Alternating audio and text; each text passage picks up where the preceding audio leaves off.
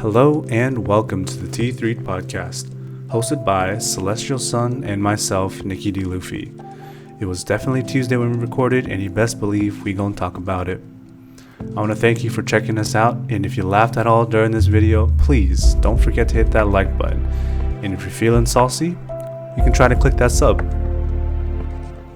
Bacon is all you need. Hey. So, Bacon, why don't you start off with a little bit about yourself, like what your primary streams are, what it is you like to do on Twitch in general, so on and so forth. Just give us a little bit of background detail for those who don't know who you are. So I am a primarily League streamer now. I was once an art streamer. I am a Twitch emo artist. That's like what I do for the months right now, and I sometimes stream that when I can. Sometimes clients don't want that, so it's League and it's art, and sometimes Minecraft. But yeah, I've been doing that for 3 years. 3 years. Dang. Yeah. That's about the same time, right, Celeste, as you? If I'm not mistaken. Yeah, I've been streaming for about 3 years now. I think I actually pushed on to my 3.5, 4. I'm a little bit further in. Dang, I But feel like not a exclusively baby. on the League end of things, though, because I have definitely branched away from that, because that is where I started. Absolutely. Same. I Yeah, started Definitely. there, went to art, and then came back. Don't mind me sitting here fuzzing with my camera at all. Well, this camera Oh, definitely looks a lot better than the other one right now, at least. Oh, for Yeah, sure. whenever there's no fuzz, and this is just flat 1080p, 60 Yeah. FPS, so we're gonna do this for now. We'll just do off-put angle, because fuck it, why not? Fuck it, we ball. People- That's what we're gonna do. But yeah, so I guess we can start off with a couple of hot topics on Twitch right now. In regards to the current just meta, or just chatting meta, just meta, I guess is a good way to sum it up. Yes, How do you feel about the current meta, which would be hot tub streaming? What's your take on that? How do you feel about the whole thing? Since you are a female streamer. I honestly don't understand the memes. I don't watch that. Well, I don't watch them. I don't really know much about them. I can't really say Mhm. much on them because I haven't really experienced them very much. I don't Mhm. like all of the jokes that are coming about. It's like hot tub streamers are like people being called hot tub streamers kind of feels like a girl being called a titty streamer. At least It's that's the what it- same, yeah. No, it's From the an same in outside principle. opinion. Yeah, No, and it's the exact that's same. I've always had an issue with like the cliche, like, oh, she's just a titty streamer, she's just a hot tub streamer, because stuff like so much effort goes into those streams, even more than just like throwing a game on.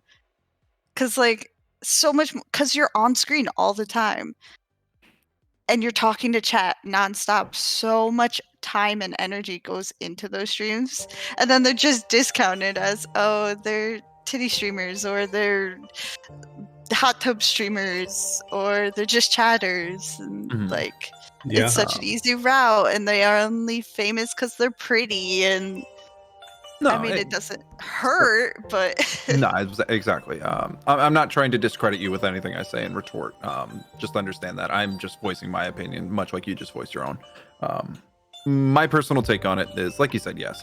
Titty streamers as a whole, no, they do put a lot of effort into it, and I can't knock them for that because, yes, even at the very basic level of just simply choosing a proper outfit that's going to flaunt their assets per se, in a way that's going to benefit them for their target audience, you know, there is a good bit of effort that goes into that, and maintaining a constant actual wardrobe of said outfits, so that way they can constantly keep that up. You know, props to them. You know, that is definitely a cost and a lot that goes into it.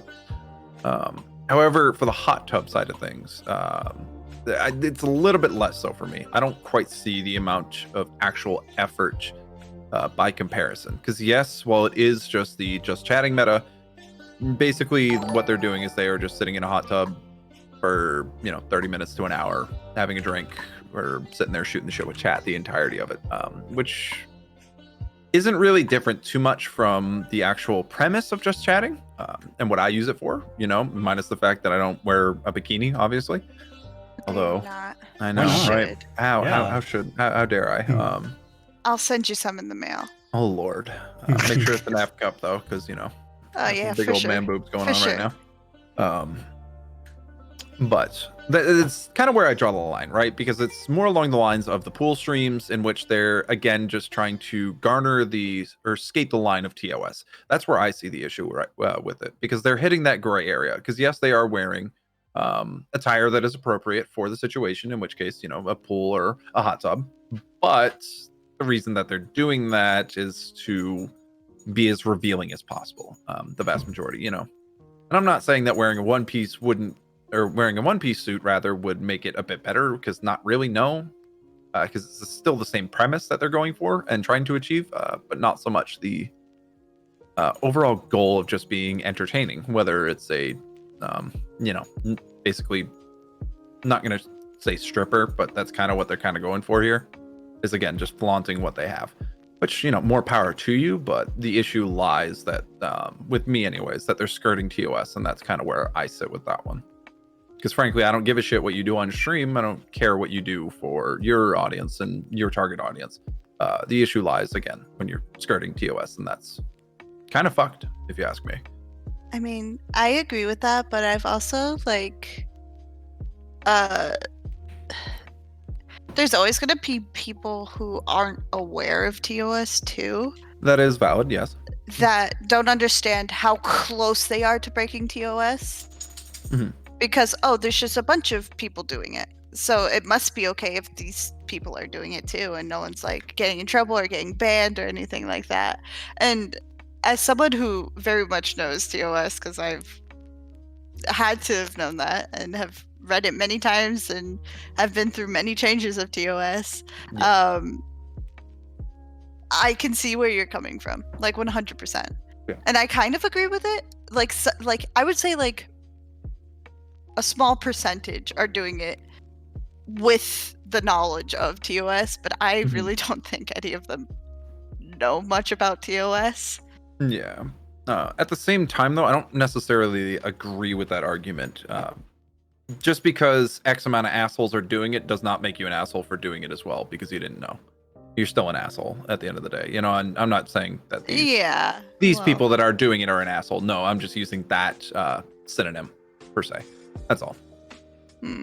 Ignorance is bliss up until it fucks you hard. Exactly. And I mean, technically, they're not breaking TOS. Again, like I said, skirting the line, and that's where I have issue. What we don't need on Twitch, because Twitch is already an interesting enough platform in the sense of TOS. What we do not need, I think personally, is more constrictive TOS that's going to hinder content creation going forward. Because there are situations where a bikini per se, skin colored, especially for those that do body painting and all that stuff, which is an actual art form. Sure, yes, again, it is an excuse to flaunt what you have, but they are showing off art form, right? I, again, don't partake, not my cup of tea, but I can see the appeal. And honestly, when it comes to tattoos and something, which is something that I'm very interested in tattooing, that's, again, body painting, more or less, but more permanent. It is, again, an art form. And so there is an argument to be made there in that regards. And so I don't want to see people who are doing things in that sense in order to achieve showing off their art more so than anything else, because there are some very talented people on Twitch who do exclusively body painting and such. And I don't want to see that get ruined, personally. Again, not my personal cup of tea, but I just want to add into that with talking about body painting. As an illustrator and an artist, we also have to be careful what we draw. We can't do live studies. Yep. We have to be very careful with our studies, because we can't draw nude things. No. We can't draw penises, we can't draw boobs, we can't do that stuff. Because it will break TOS. Even if it's not realistic or it's really stylized, it still breaks TOS. And even I've actually seen in the past where it's very hard for someone who even censored a piece of art and wanted to show it off, still get in trouble for that piece of art.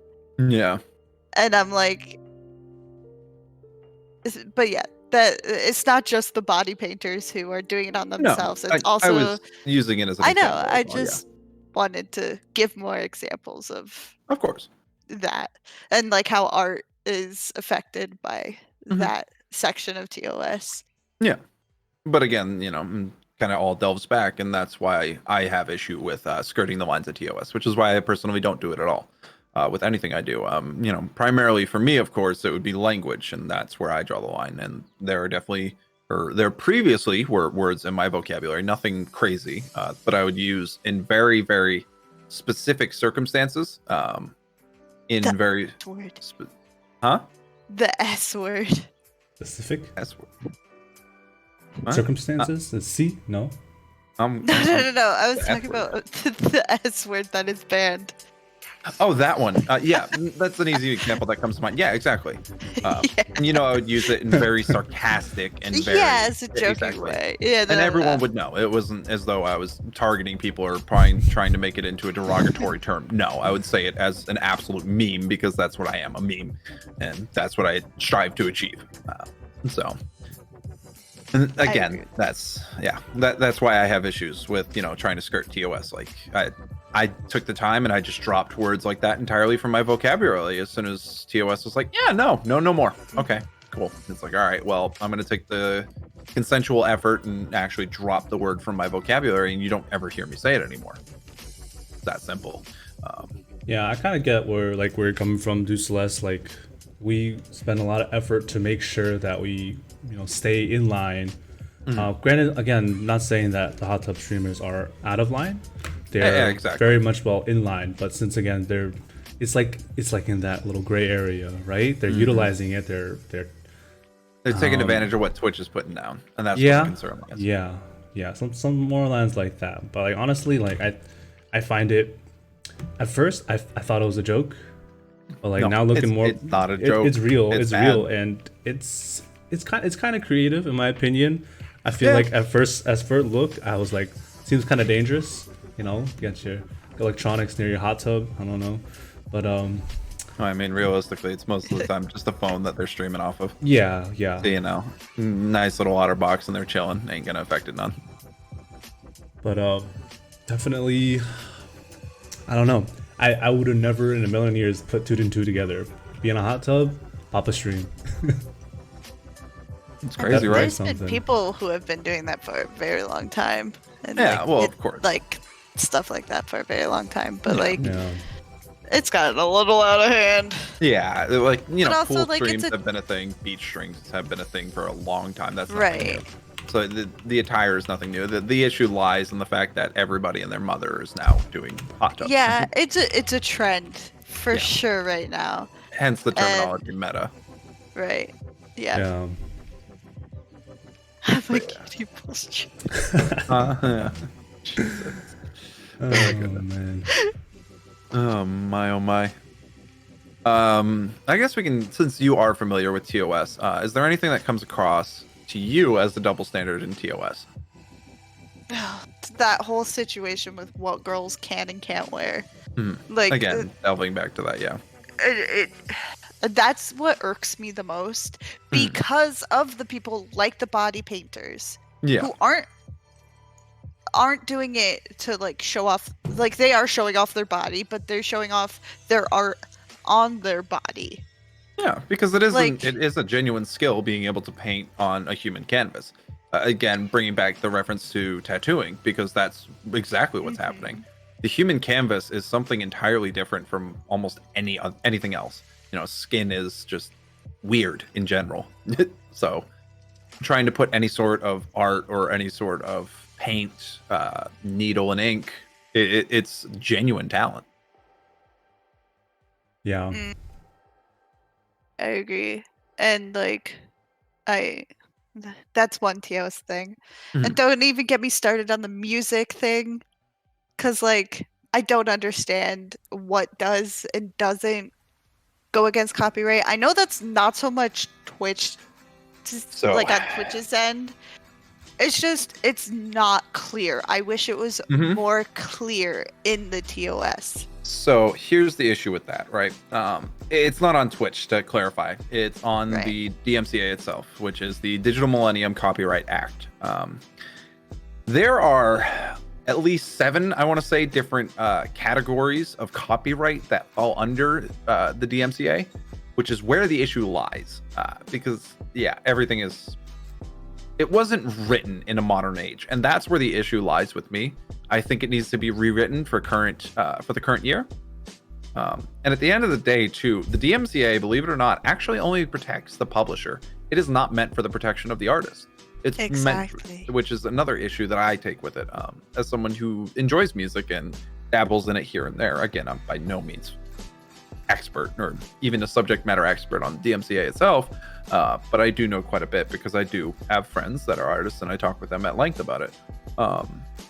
Because yes, I do agree. And it's kind of crazy, as much of a meme it is to say, but play an AC/DC song and it's a guaranteed strike, just send you straight to outer space.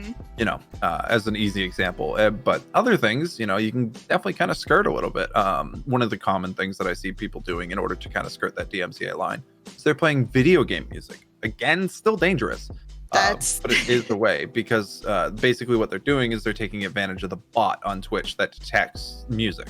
Right. Because that's what it is. And I don't know if there was a French company that was delving into making a much better version on the publisher's behalf that would live strike people. And that's my concern, and that's why I've kind of steered clear as best as I can of DMCA music, because that's my fear. Because that'll hit everyone. Doesn't matter how big or small you are. Oh yeah, it does. All my VODs were deleted because of a strike. Like from like 2017, I had VODs up on my channel, and they're all gone. All my clips are gone. Everything is gone because of the DMCA copyright strike. So like, take that seriously. Because I am not a big streamer, but like it can get very bad. Because and I'm not bashing you when I say this, but you fall usually into the 5 to 10 viewer Andy bracket. That's usually where you sit, right? Myself, usually I'm roughly in that bracket for the vast majority of my streams as well, and occasionally I'll hit that 20, 30 Andy bracket. But that fear is always there with me for sure. Yeah, me too. Because I already deleted all my VODs whenever the whole thing started going down. I'm like, yeah, I ain't gonna risk it. I ain't running that biscuit. So I did my best to purge. And I had to delete some older shit. Granted, I wasn't too upset by it because a lot of that content for me, I just looked at it, I'm like, ugh. True. But yeah, I don't want to look at 18-year-old bacon. Like, I'm good. Well, for me, it was you got to see current military Celestial, which was interesting to say the least. But yeah, like I now fall into the thing with DMCA. I am so nervous because one of my redemptions is karaoke. Yeah. So yeah, and I've talked with you about that too. Yeah, we've talked about this, and I'm like, I really hope this is okay. So far, so good. As long as it is not, and this is exactly what you said, but as long as it's not the original track, because that's what triggers the bot. As long as it's not the original instrumental, right, or the original vocals. Those are the only two things that really matter when it comes to covers. If they use basically any part, it can trigger a DMCA strike. Right. And that's advice to everyone out there. If you're doing cover music, make sure you change the original instrumentals. Pitch shift is not enough. You need to actually change the instrumentals. You need to record them yourself, whether it's through digital means or through physical means. That's entirely up to you, but you do have to basically redo the entire thing. You can use, for example, the exact same rhythm, the exact same score, everything, but on different instruments, and that will work. That does work because you are re-recording and doing a cover. That works. The vocals are definitely a little bit easier. You just have to sing it yourself by comparison. And for those of you who do sing, I myself do sing, not often, but I do. And that's where that goes. But again, that's more so the DMCA side of things than it is Twitch. Twitch has no power in that because that act itself is long overdue for an overhaul, I would say. Yeah. For sure, but it's not. It's kind of at this point, it's kind of out of Twitch's hands.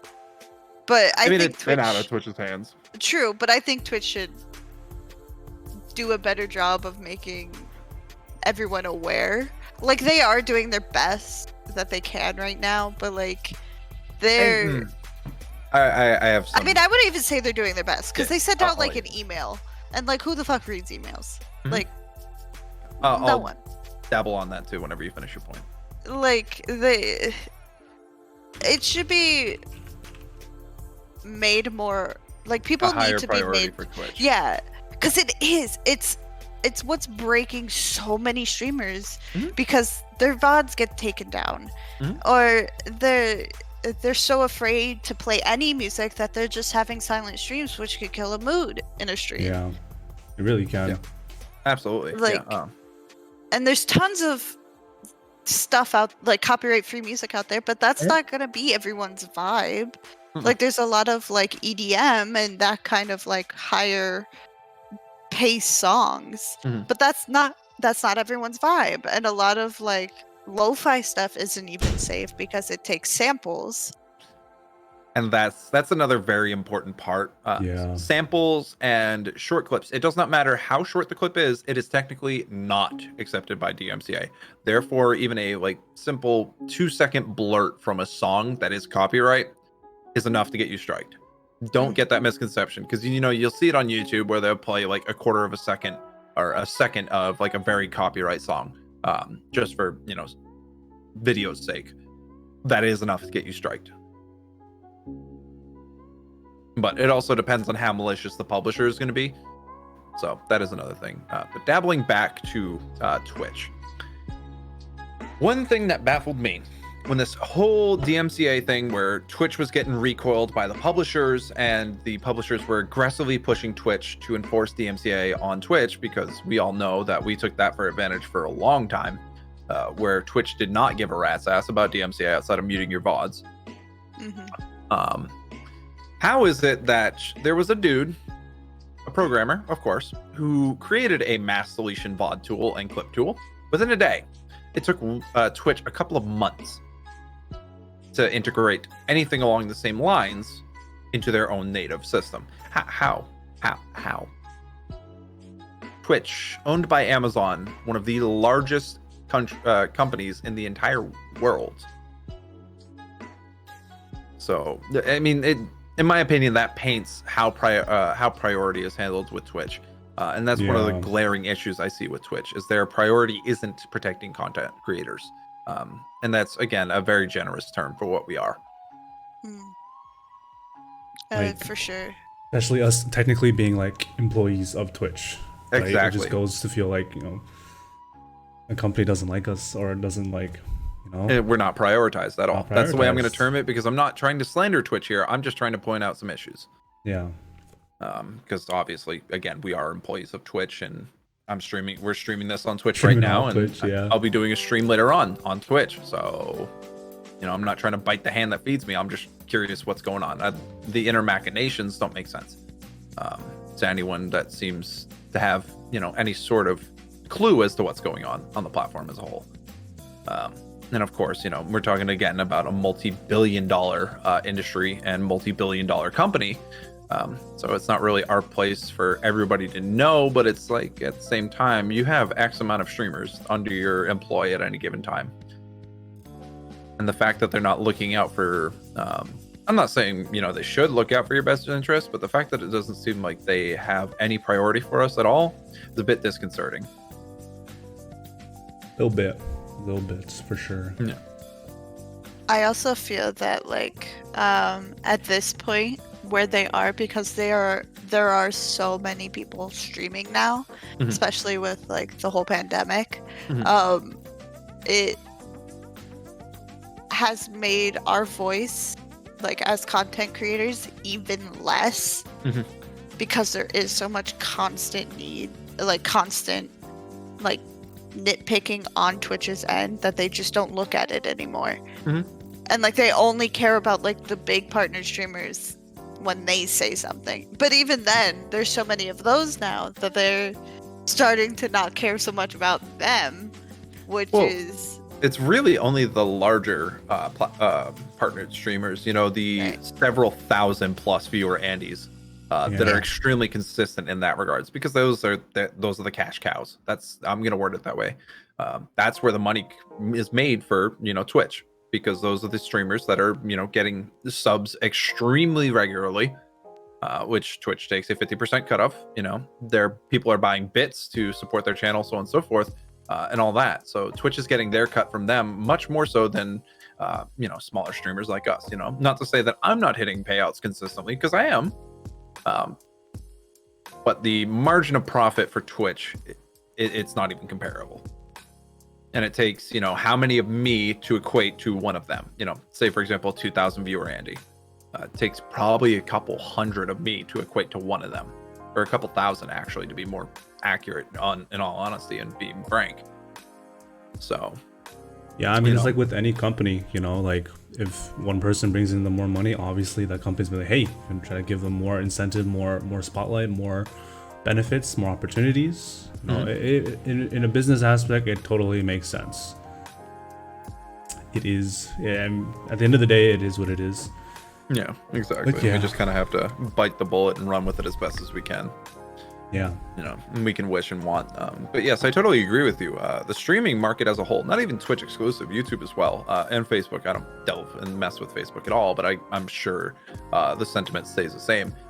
Courtesy of the pandemic and everyone being at home more, and the stim checks hitting, and people are able to buy better and better equipment / gaming equipment, computers and such on and so forth. There is definitely an extreme oversaturation of content creators. And again, I'm going to use that very generous term as a blanket statement, because in a sense, that's what we all are. But, level of content definitely varies heavily. And you see a lot of, I'm going to say minimalistic streamers nowadays. Nothing wrong with it, but there is definitely an oversaturation of it. For sure. And even before the pandemic, like, streaming was becoming more popular. Mm-hmm. But, like, I mean, not as fast as, like, once the pandemic hit and, like, once we started getting stimulus checks, like, yeah, people really started. And, like, you could see, like, these really small streamers blow up really fast, too. Yeah. Like, think about all the Minecraft streamers right now. Like, Dream and that whole team blew up because of the pandemic. Not only because they have the time because of the pandemic, but also because all the viewers do. All the viewers had the time. Mm-hmm. Yeah. And could put it up like while they're in Zoom and like. Yep. I mean, I've even noticed like as the pandemic's starting to slow down now more, I would say, with the vaccine being pushed, even though I still don't necessarily have faith fully in this vaccine yet. Time will tell. And that's just me. Juice me, daddy. Yeah, that's just me being paranoid because I worked in the medical industry for quite a while. I have a decent knowledge about that whole thing, including the lab side of things, which is where the vaccines are originated from, along with very intricate knowledge of how, what's the word? Viruses work in general. I've definitely noticed a drop in viewership overall, because I definitely had a more consistent and higher numbers full swing. When it was, full swing pandemic, I definitely had a higher viewership. I was sitting very consistently in that 20 Andy bracket, which was really nice because I was regularly hitting the, recommended on Twitch. And I was definitely, somehow I got love from the algorithm. Don't ask me how. I have no idea. It's not as though I talk highly of Twitch or am the most advertiser friendly streamer by any means, but I was consistently hitting it. And then people were like joining up and they're like, hey, you were in my recommended. Figured I'd come check you out. I'm like, sure. Yeah. What's up? What's popping? Now it's like, oh, okay, well, it's another 1080 stream. No worries. We're here. Yeah, like nowadays, like he's pointing out, more people are going out, going to work, going to school. Mm-hmm. People are more inclined to actually, step away from their computer, because literally all they did in the past year is be at the computer. Year and a half, not even just a year and a half now. It's been a while. Oh, I don't want to think about that. Yeah, we're closing in on that 2-year gap where we've been dealing with the pandemic. We're closing in on it. No, it's been a year and change. It's been more than a full year now. Okay, it's April. Mm-hmm. Yeah, it's more than a year. It's not been a full year. Like, it's just barely over a full year since we went into full-on lockdown. That's not what I'm referencing, though. I'm Well, referencing but that's since what the pandemic is- began. The pandemic beginning is more important than full-on lockdown because yes, while the full-on lockdown definitely garnered that heavy reliance, there were people who were already picking up on it and starting to kind of quarantine themselves in a sense and just kind of taking a step back from society, hoping that that would shift because that's kind of something that I would innately do. Not that it ever really applied to me because this is what I did with or without pandemic. Same. It didn't affect me in the slightest, minus having to, wear a mask and be cognizant of how close I am to people. Not that I wasn't already, because I am, a large person myself, like extremely large, well beyond the average. Something I've always been cognizant of, because if I fall, I'm taking someone down with me. So I'm not exactly the most stable on my feet. Again, try coordinating 6 feet of limbs in any given direction. It's not fun. But yeah, so like, again, it's not so much that I'm working exclusively off of lockdown time, because lockdown time has also been very mixed per se, and it's very Depending on region where specific. you are, yeah. Exactly. Like Texas, for example, we're already losing the whole mask thing already. Like they're it's not a requirement anymore. It's not enforced by law. It is just enforced by stores as they please and whether or not they think it's worthy to have it. But overall, the overall course of the virus has been over a year. Yeah, I can say at least for myself too. My wife and I, we've been in lockdown since like December, because we actually, like, right when it broke out, we went to China because originally our ceremony, our wedding, was going to be happening in China. And then afterwards we got there and then we're just staying at home in there, so we're locked down in China, and then we're able to get a flight back home, and then after that we go in quarantine because we don't want to go back home yet. We go to Airbnb, quarantine for 14 days. It's February now, and we go back home, and everything now in the US is starting to pick back up again, so we just continuously stay in lockdown.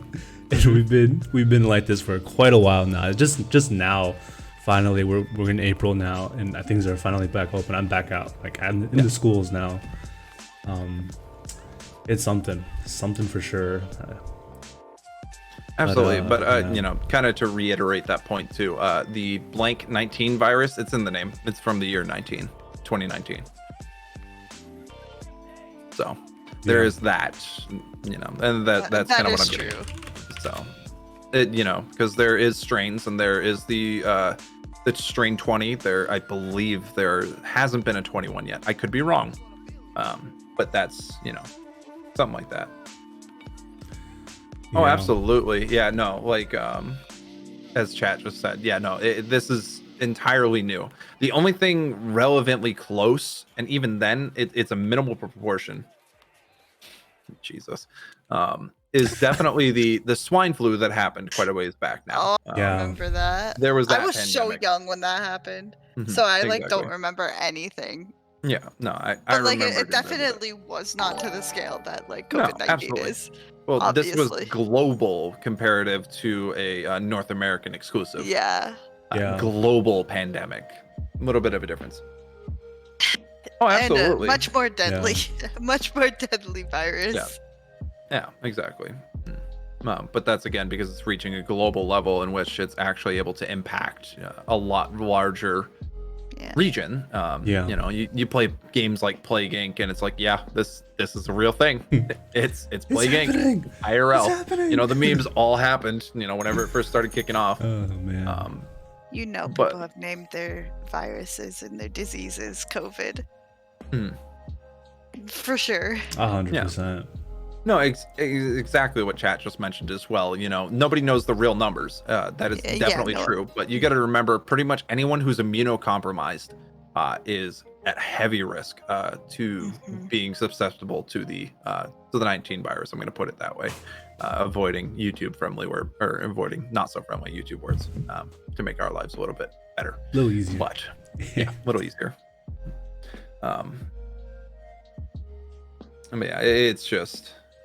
It's not fun. Yeah. It's not. I'm naming a pet Moderna. No, I'm not even gonna lie. That sounds like a freaking bomb ass cat name. Moderna. Oh, Moderna, come here. Or like Here, Modi. Moderna. Call it Modi for short. Something like that. My goodness. But just a pet. I'm not naming a child. I'm not naming a child that. Oh man. Oh goodness. But yeah, like, because I even remember before my lady, who is currently in Kuwait, I remember that we were already doing lockdown, and she was getting stir crazy because she's a very outdoorsy person. She likes doing a lot of stuff outside. I'm polar opposite. I'm a couch potato and a homebody entirely, but I'll still do stuff with her, of course, because relationship things. We all make sacrifices in order to enjoy each other more. But yeah, she was getting stir crazy. That was over the course of, like, I want to say, like, we started lockdown probably about like 2 to 3 months prior to her leaving. I could be wrong about that. And she's been gone 8 months now, 9 months almost. So She's coming back soon though, right? 2 months, 2 minus months. counting. 2 months. Right. Yeah. Very excited. Very excited. But yeah, like, it's been a full year of lockdown, just about. Just over. Not. Yeah, just over, exactly, of actual lockdown too, here in America specifically. And that's wild, you know. And definitely, I can't knock people for trying to take advantage of the situation, because again, people are at home and people are going to be enjoying a lot of content from their you know, computers and consoles and all that. Exactly. Yeah, it's something to do, and living vicariously through other people who are a little bit more successful in what they're trying to achieve. Definitely is something that even I do. You know, I'll still watch larger YouTubers and larger streamers and all that, just to see what their level of content and production value is. You know, because again, that's what I strive to achieve, is production value for mine. So like, it's just wild to think that, like, what are these numbers going to look like here in like 6 to 7 months, when, you know, the pandemic is almost dying down to a certain extent. You know, when we're getting a lot more lax. Whether or not that's going to hold true is still to be determined, but optimistically thinking, you know, 6 to 7 months for it to die out a little bit more, or a good bit more, I should say. You know, we can dream. We can dream. Indeed, we can. Man, like, as things are going back to normal, I'm myself, I'm just even struggling to find the time, energy, and will to just, you know, pop a stream open. I don't know. I much rather right now just enjoy more video editing recently. It's just fun. A little more at your own pace, I would say, is a really good way to put it. And because of that, it's a bit more enjoyable. Especially going from, you know, live content creation, where you have to be paranoid about every single little detail if you do truly care. Is it easier? I would say yes, it is easier doing live content for sure. Yeah. But the mental tax is definitely there. Oh, for sure. Like, I'd say, like, everyone has their own little ways to deal with, like, you know, mentally resetting when they stream, right? You know, especially if you know, we see people that stream like every single day, every single other day. Even doing that, like, my goodness, you. Good on you, but that's burnout. That is. Yeah, you're almost gonna burn out without a doubt. I mean, I used to do that when I first started.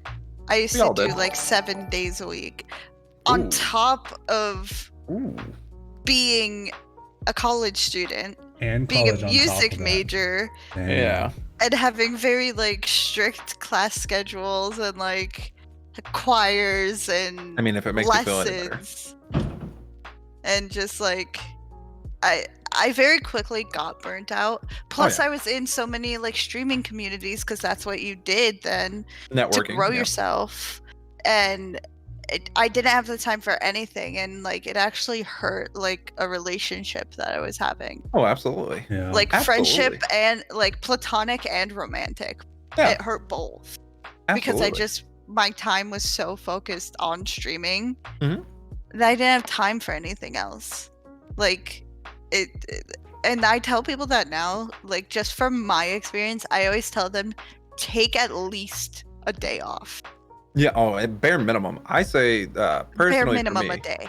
Yeah, personally for me, I only stream if I'm ever in the mood, right? I don't have a consistent schedule because of that, because, you know, the day-to-day feeling is entirely polar. One day I'm chilling, feeling good, you know, all right, let's stream. Let's go for it.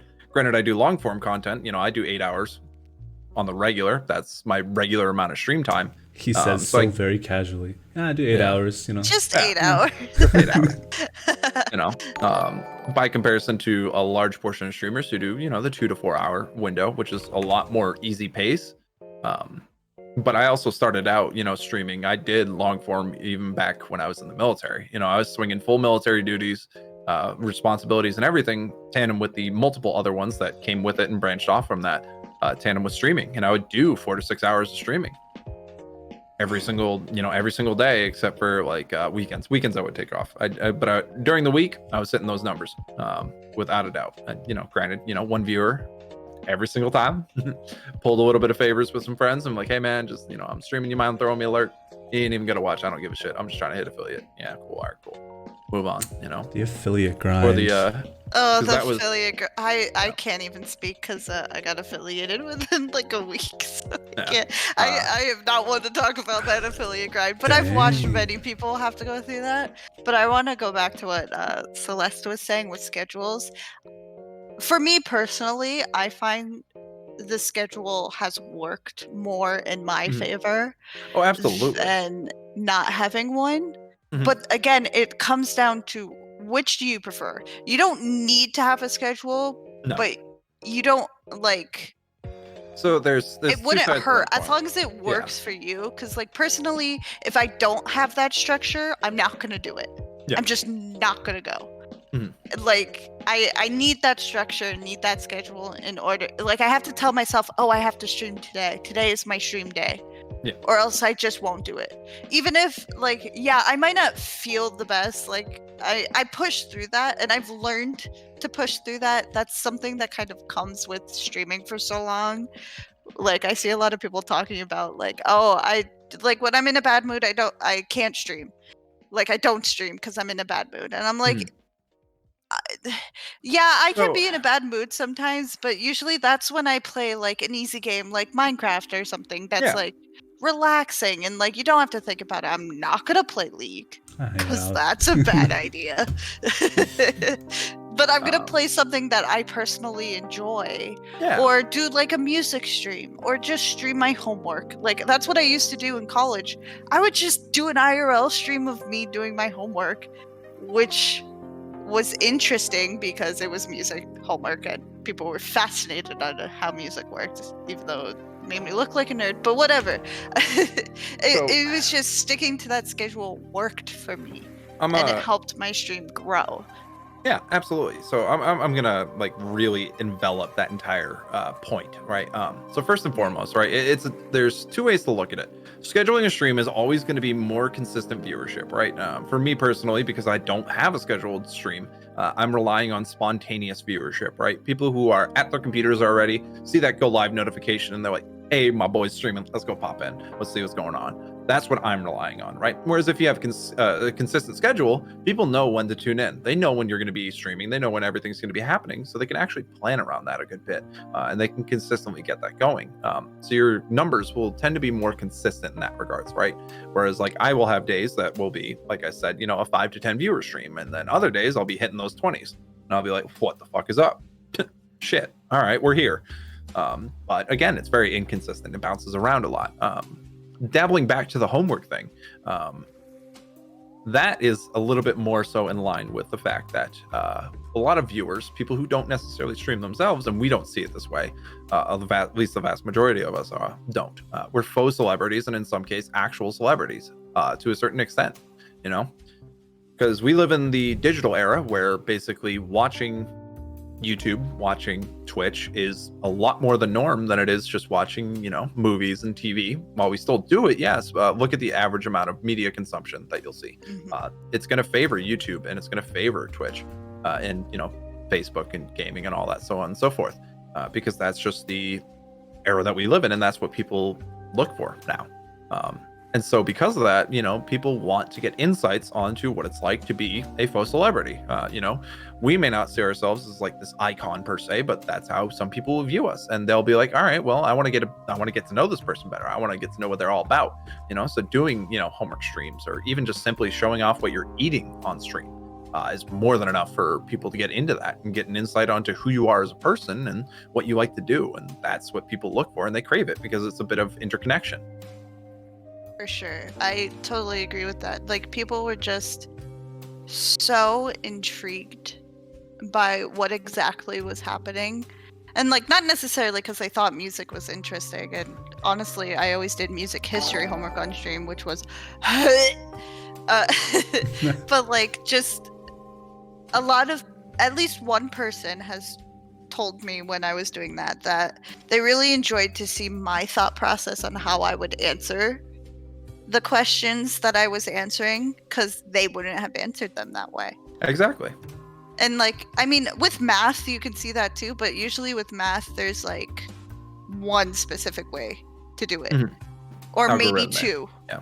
Like there's, but like with stuff like history or music, Yeah, there's, anything like, critical comprehension. there's just so many possibilities, like where you resolve stuff, like all of that, not to get too into music, but Yeah. Like how you're going to settle your BPM to match what you're trying to achieve with the rhythm. Exactly, yeah. And how stuff resolves and what you're going to put next, it's so open-ended.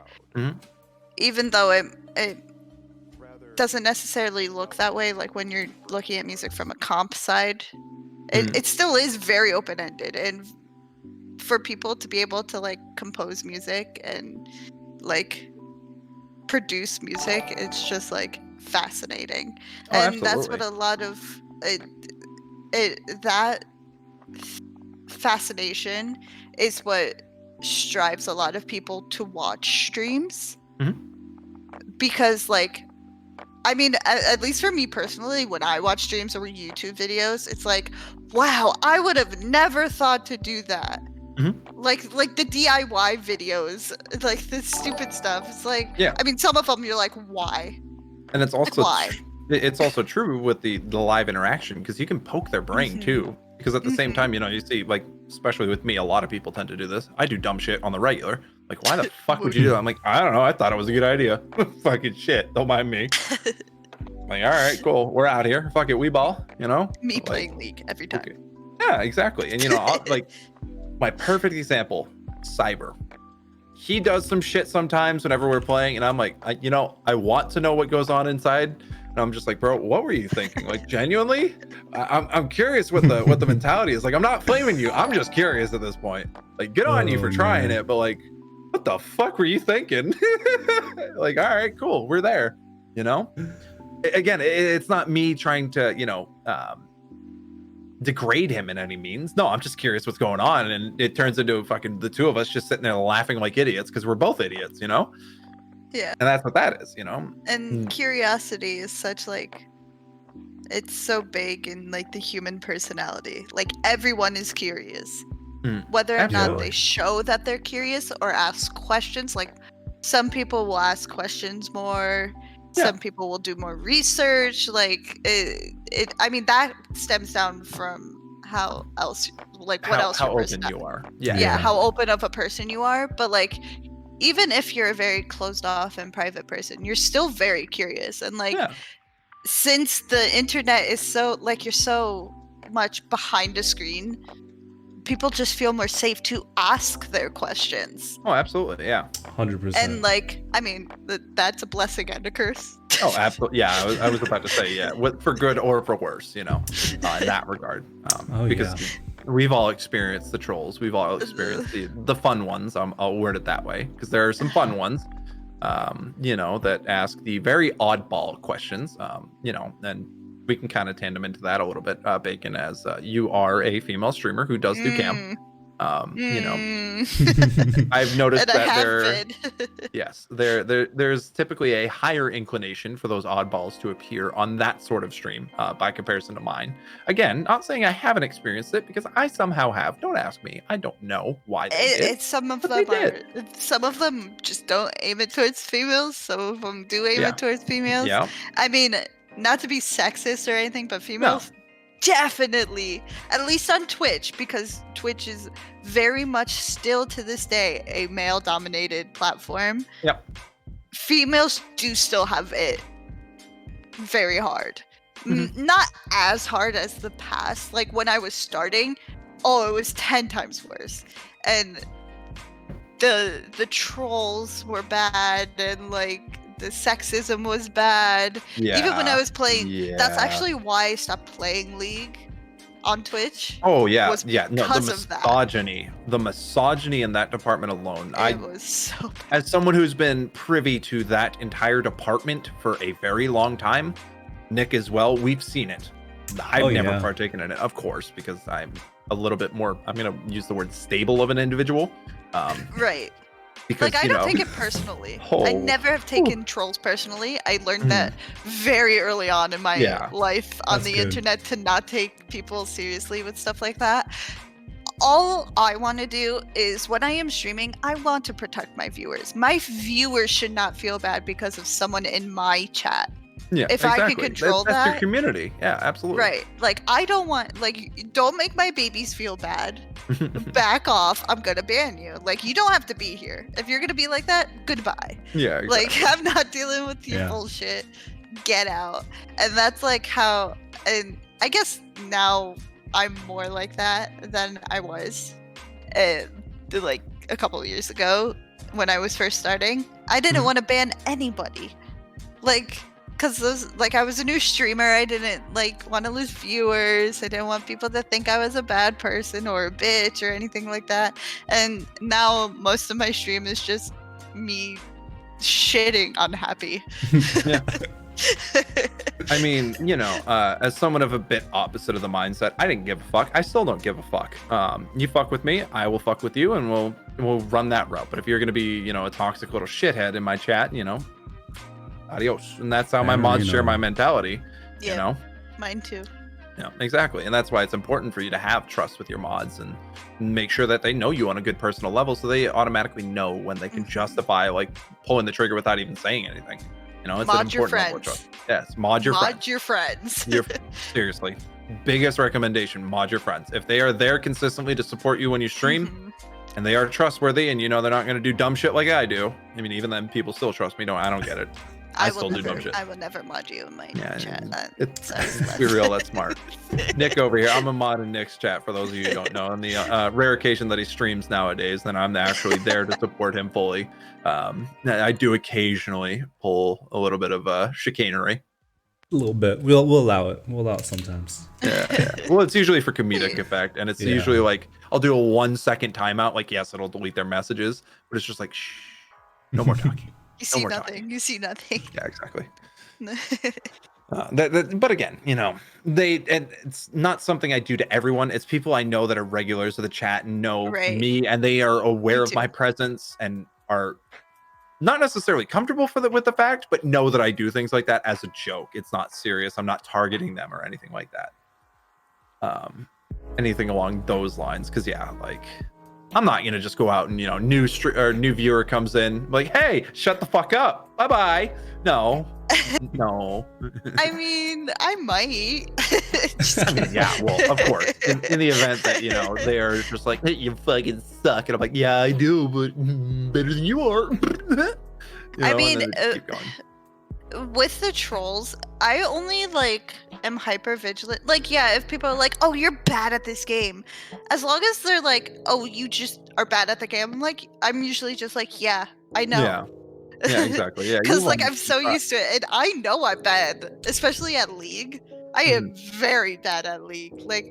I just don't understand the game completely yet. I'm not there. Yeah. So, to be honest, I mean, really small on that topic. I'm gonna say, Bacon, from the time that you started to the time now, you have improved drastically. It's actually very big improvement.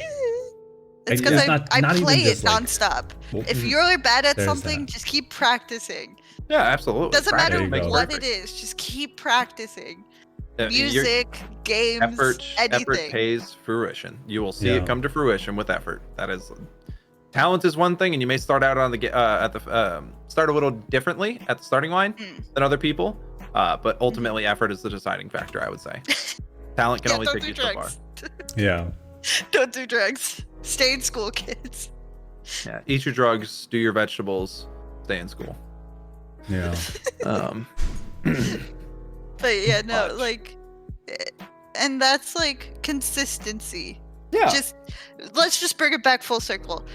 Streaming consistently also helps you a lot. Yeah, exactly. Which is where the schedules can come into play, or that's why a lot of people say, oh, you should have a schedule. It's just because of the consistency thing. But if you can have a consistency without having a schedule, good on you. Good on you. Do it. Because if your brain just works that way, just let it go. Just run with it. Ultimately, As- comfortability is like the Yeah. most important thing whenever it comes to streaming. And, that's why you see a lot of different variation with streaming. People who won't do mic necessarily until they get comfortable. People who don't do cams. That's a lot more common of a thing. They don't stream on camera at all because they're not comfortable, and eventually with time, they are either make it or break it with that sort of mentality, or, they'll get comfortable enough and they're like, fuck it, let's pick up a webcam. Start doing that now. All right, cool. And that's the evolution of their content production and their production value. Look at me. I, obviously have way too much money into my production value than to justify at my level of streaming. But because that's something that I exclusively strive to achieve is production value, you'll see very high production value off of my streams. And that's why I get very upset whenever my technology isn't working. I also want to say you don't need a big fancy computer to stream, especially now. You could just use your phone. You can literally stream off of your phone now. It's You wild. can use you don't have to buy a $1,200 computer. No. Granted, they're more than that now because of GPUs. Silicon. No, it's not even just GPUs. It's the silicon shortage in general. That's a very common misconception I see a lot of people putting out. It's entirely the silicon shortage, more so than GPU scarcity, because the GPU scarcity is caused by the silicon shortage. But that's also why all electronics as a whole have gone up in price, because we are in the largest silicon shortage we have ever seen since the invention of technology. Back to what I was saying. You don't need a big fancy computer. I used to stream from a MacBook. Was it hard? Yes. Did it work? Yes. I mean, no matter. Go ahead. Sorry. You can use whatever you have. If you don't need fancy headsets, I mean, it makes it easier. And I do suggest, if you can upgrade eventually, to upgrade. But you don't need it all out the get-go. You don't need a camera. You don't need a mic. Upgrade it as you go. Everyone starts somewhere, and no matter what you have, no matter what equipment you have, not all at once. Yeah, exactly. But bear in mind, no matter what equipment you have, you will face different issues, right? Mm-hmm. My issues may not necessarily be the same as yours, Bacon, because again, I'm on higher end equipment, and I'm not, degrading you by any means. But because I have higher end equipment, this equipment has very specific issues that will rear their ugly head, and they're much more of an ingrained pain in the ass to sort out. Right. By comparison to simpler equipment, because at the end of the day, simpler is easier, no matter which way you slice it. Granted, you don't get the same level. You don't get the same quality, but the same quality, yeah. It's entirely different, yes. It gets the job done. Exactly, yeah. No, Not as many a lot big of people, headaches, for sure. Even for a console streamer, right? If you're streaming directly off your PS4, your Xbox, hell, even fucking, your Xbox One, whatever. Think about simple upgrade paths. Next step, pick up a nice little cheap laptop. It doesn't have to be anything fancy whatsoever. Even some of the more baseline laptops will serve the function that you want them to do perfectly, which would be, in this case, to have your Twitch chat open. So that way you can look through that and you can do all the things on there. Upgrading from your phone if you have a phone, of course. And then, after that, look to pick up a capture card.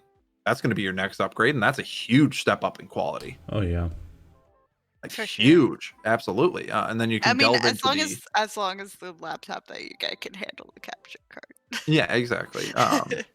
Or just a simple baseline PC, and then you can get those inline capture cards that are you integrate into your PC, which actually handle a good majority of the work. But again, that's the point. There's definitely the upgrade paths, and those will give you huge quality of life improvements, which will in turn massively increase your production value, especially getting that capture card and going to OBS centric side of things, because then you're learning the main software for streaming, whether it's Streamlabs OBS or just regular OBS Studio or whatever, you're using XSplit, Twitch Studio, anything. Literally, you're getting familiar with that software, and that way when you become more of a PC centric, I'll use it in that terminology, streamer, you already have familiarity. and you're chilling because you know it. Yeah. And in terms of real quick, I'm sorry. In terms of that comment in chat, no, pre-builts are not, never, ever will be prioritized over building something yourself. No, that is never a mentality you should approach, because at the end of the day, pre-builts are trying to achieve one thing and one thing only, and that is called a margin of profit. Bear that in mind. Pre-builts in terms of computers, yeah, that doesn't matter. That's scalping, though. That's scalping. Availability is definitely a concern, yes. But pre-built at the end of the day, just wait. Just wait. It'll be worth it eventually to just wait. I know it's like it's hard to hear that, especially coming from someone who has a built computer already and like has had it. But like eventually, I'm gonna need to do upgrades on this thing eventually. Like. Yep. I've had it for a few years now. I'm already thinking of like ways I can upgrade it. Like it's a never-ending process. But that's like the biggest thing with building the PC yourself. You can do all those upgrades. Bear in mind, saying that, you're still paying that whenever you buy a pre-built. It's just that they're going that much cheaper on all your other parts. You paying that full price. You are still paying that full GPU price no matter what you do, because they are paying that full GPU price whenever they pick them up. Granted, they pay it a little bit less and they'll be a bit closer to MSRP, but they're marking those up in turn with everything else on the average cost of GPUs. You're not skating that line. You're not saving money there. You're actually digging a ditch. Because what you're doing when you buy those pre-builts, especially currently right now, the two very, very, very common things that pre-built companies do whenever it comes to those PCs is they will sell you a Chinese, no name, no brand power supply, which can, let me rephrase that, fry everything in your PC entirely and or die out on you when you're going to have to shell out to get a nicer one. And then you're sinking an extra $300 you didn't need to, because those are expensive right now, especially for quality ones. RAM is another one they cheap out on. Again, no name, no brand. I mean, some of them I've even seen are trying to push DDR3 again when we live in DDR4, and soon TM will be getting DDR5. I love that game. Just kidding. Sorry. Those are the very common cheap outs. And so no matter what you're doing, you're not escaping the cost of the GPU. It's there. Build it yourself. Spend a little bit more money up front. Get it going. Build it yourself. Take the time to learn it, because it's going to pay dividends in the long run. Because you know what you're putting into your PC. You don't know what you're getting when you buy a pre-built. And that is the biggest issue I have with it. Is it convenient to buy a pre-built? Absolutely. And in that sense, it makes sense. However, I highly advise against it for anyone thinking of purchasing pre-built. I do not recommend it. I am a PC builder myself. I've been building PCs for 5 to 6 years. I even started out on a pre-built. Do I regret buying that pre-built? No, because it's sitting downstairs as my test bench in my garage. So it serves its function even till this day, 5 years later. But would I have done it entirely different knowing what I know now? Absolutely. I wouldn't have gone with a pre-built, because I would have had, for the same price, a much better PC, in all honesty. Again, there wasn't scarcity of an issue, as much of an issue back then. Granted, that was during the swing of cryptocurrency mining, so there was scarcity with GPUs still then, and you were paying out the wazoo for GPUs. But it definitely would have been a lot more quality of a PC. And I'm playing on something that's a lot more mid-range now. My second PC is what I've been streaming off exclusively now, since I had issues with my main PC, and it's a lot more mid-range. It's a lot more common of a PC spec. It's definitely not, true mid-range. It definitely favors that higher end of the bar. 2070 Super i7-8700K that I've had CPU, and that's actually the pre-built CPU. Still to this day, running through the dirt. I'm gonna fucking use that thing till it dies. I'm getting my money worth out of that pre-built. Don't you worry. But not everyone is going to be so lucky. So I highly recommend against it. Yeah, at the end of the day, they're just companies, like any pre-built that you go on, they're out to make money. That's ultimately what a business is trying to do. The margin of profit. Yeah. Yeah, that's gonna happen. That's always been a thing, though. That's always been a thing. That's nothing new. It's just now that there's an actual scarcity. Sneakers. Yeah, I was just thinking about the sneakers. Warhammer models as well. That scalping. can't remember what the name of the box set was. It was Isn't it worse $150 now? box set. I, No, I it's not mean, worse now. It's the it's same not as it's worse. always It's been. just The that issue is there's. Go ahead, there's sorry. such Yeah. a limited supply of everything. There's actual scarcity. Yeah. Yeah, and it just I think it because of the pandemic we are in, like it's been highlighted, of course, since like everyone like, all right, you're home, what do you do? All right, man, let's have a cool computer, you know, let's do some streaming or something like that. No, that's the big thing too, is everybody and their mother, especially with these $1,400 stim checks. That's the vast majority of a computer right there. Yeah, literally $600, and you're sitting For on sure. a really quality PC for 2K, and you're paying only $600 out of pocket for that, because technically that stim check is government funded. Yep. But again, so like delving back, yes, the pandemic is the source of the silicon shortage, and because of that, yes, there is an overall scarcity of computer parts that are, especially the newer line production models. The 30 series of RTX cards that were released full swing of the pandemic. Obviously, there's going to be a scarcity there. Consoles, the new generation of consoles, PS5, Xbox. Somehow, even the Xbox Series X sold out when it was literally a heap of junk by comparison to other things. By no means is the PS5 good. However, Xbox's focus was never on the Xbox Series X. For those of you who are Xbox fanboys, you may get triggered when I say this.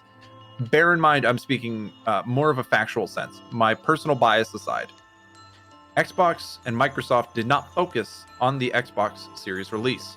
What they focused on is what they're still focusing on currently, which is Game Pass. That is the contender for against Sony machine. That is what they are doing. It is not console v console anymore. It is not. And props to Microsoft, in all honesty, because we can talk about some of the mergers that they've been accomplishing. The Bethesda buyout, the largest buyout in terms of gaming history. $7 billion, I believe, was the buyout number. Or the proposed one anyways. I don't remember what the actual number was. That is absurd. Absolutely absurd. And it was wise for them to pick it up when they did, because Bethesda has been on the decline for quite a while now. With the exception of some titles released from Bethesda as a publisher or a developer, and their subsidiaries, id Software comes to mind. Doom, big fan of the Doom franchise, and the Doom games have been absolutely slaying the market, quote unquote, puns. Not trying for Discord. No, that went through big. That went through. Microsoft owns Discord. That is the most recent one. Confirmed? I haven't been keeping up with it. I believe it is actually officially confirmed. It has been confirmed, yes. That the buyout will be going through. Interesting. Also, I didn't know that. Yes. Another one that has been in the talks that I was made aware of is Microsoft is also looking to pick up Ubisoft. But again, another publisher that has been on the decline. Smart on them. It's they'll be able to pick it up for a better price, in all honesty. And they have a lot of good IPs under Ubisoft. They have like a lot of good IPs that are definitely being underutilized. Yeah. Because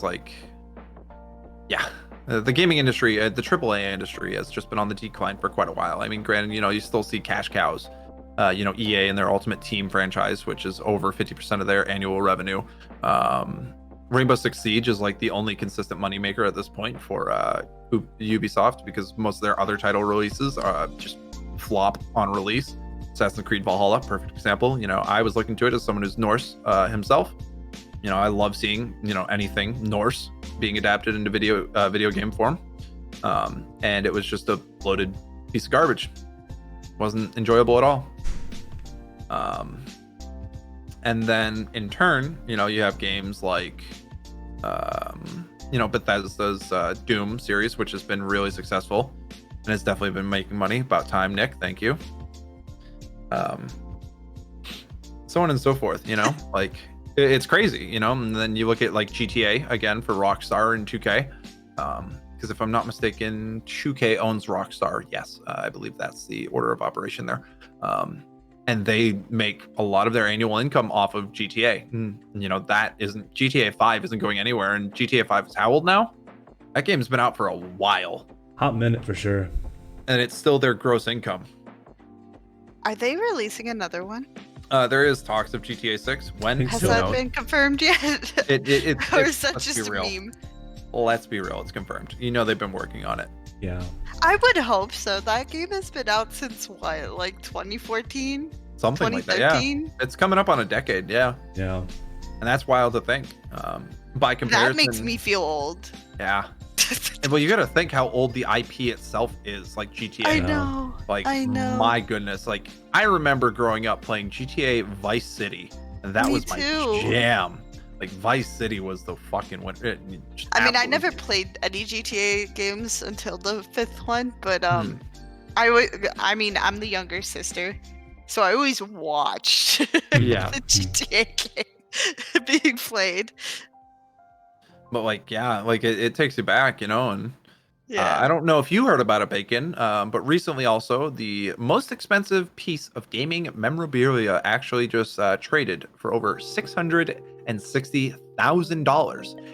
And that was a original copy of Super Mario Brothers on the NES. The cartridge itself sold for $660,000.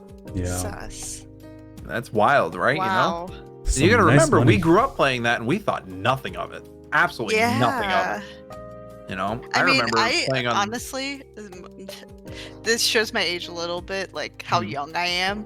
But like, I didn't really play the NES or anything like that. Like, I'm a little younger than that. Like, the first console that I had that was my own was a Wii. So like, I don't quite understand that feeling, but like a little bit.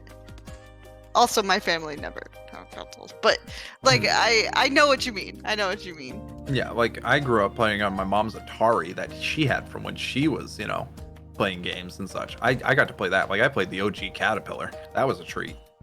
You know, and then I grew up like the Game Boy series, the Game Boy Color. I had one, you know, and I absolutely relished that thing. And then when I got the Game Boy Advance, and then the Game Boy Advance SP, I went like through 3 of those. That's how much I also love had those.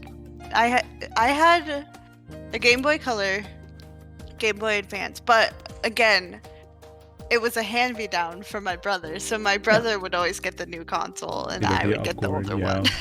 Yeah. Just because, baby sister, you don't need a new one. I got hand-me-downs for pretty much everything until the SP, and then me and my brother had SPs at the same time. Well, since we're kind of already on the topic, what was the first console, or you know, if you ended up getting a PC, what game did you buy first with your own money? Own money. Yes, with your own money. Just Dance 2020. Just kidding. Well, I mean, honestly, that'd be more impressive than anything if you managed to skate that far along the line without purchasing anything yourself. That's impressive. Genuinely, that's saying something. Good on you. I mean, no, I bought that like a year ago. Like, like I've definitely bought PC games before buying Just Dance 2020. No. I think for me, Nintendogs, I think was mine. Like Nintendogs Dalmatian, I think. On the DS, yeah. Yeah. And I think that was familiar.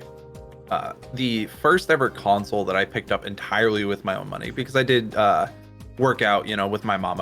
She would go halvesies for a present, you know, on like an Xbox way back in the day with the Fat Boy controllers. Oh my lord, I hated those things. You know, I've always had big hands because I'm a big dude, but like, they thick. My god, those controllers were horrid.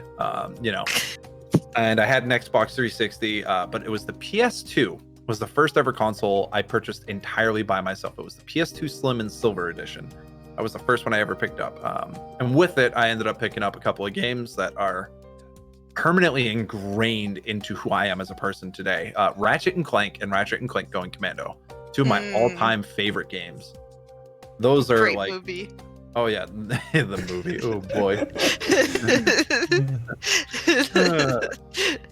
You can do so much mediocre movie. Yeah. But you know, for the nostalgia goggles, the movie was definitely a bit better for me. You know, it's like, oh, cool. live screen adaptation, but like That's video so game cool. I adaptations. was not in general are expecting you. trash. I was expecting like Spyro or like Nope. Crash. I Was did not- play them, but those were the Right. first 2 games I bought with that console, and I got them for like $5 a pop used at GameStop. And I bought the console brand new, and I was like, you know what? I ain't got much money, but I need games to play on it. So Oh, sorry. My aunt's dog just scared the shit out of me. proud of you. Hmm. But yeah, so that was that mentality, because it was like $5 for the original Ratchet and Clank, and it was like $15 for Going Commando, and that was exactly how much money I had left. And I'm like, cool, all right, I got games to play. Nice. And then later down the road, one of my mom's boyfriends, who was a really nice dude, he enjoyed gaming as well, ended up picking up Okami Game of the Year edition for me, and that was like the first game that really struck me as an art form. And it definitely had its glaring issues. A lot of games from that time did, especially in control and camera movement, because that was the big plague of a lot of those games. Oh.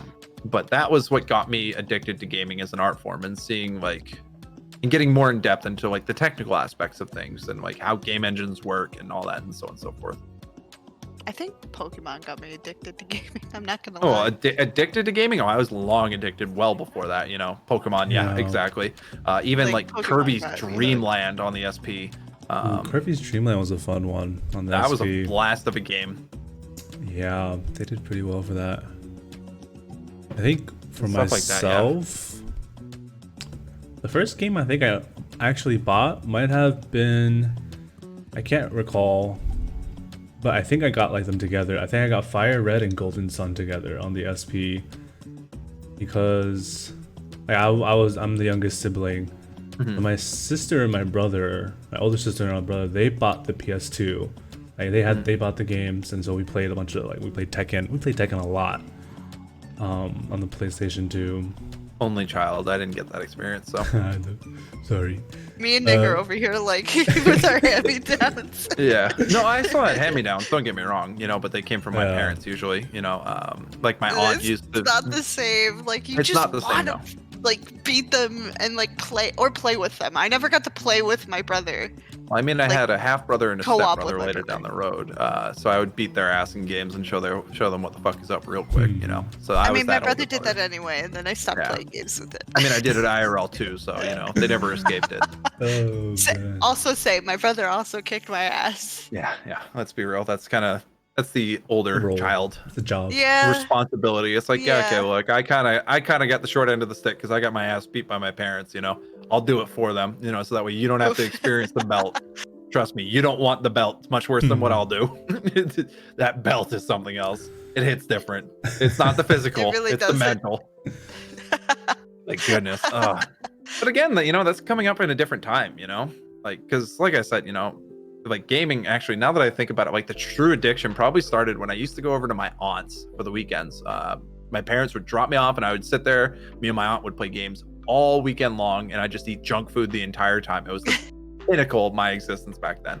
And we Mountain played Dew and Doritos. not even Mountain Dew and Doritos, just like chicken nuggets, fries, I that want just chicken all nuggets. that garbage. Numgies, Chicken nuggies. chicken numgies. Chicken nuggie. Yeah, and Cheems. Oh God, please stop with that one now. But yeah, that was on the Nintendo 64, the Sega Dreamcast, like way back when. Oh, I way back in the forgot. day.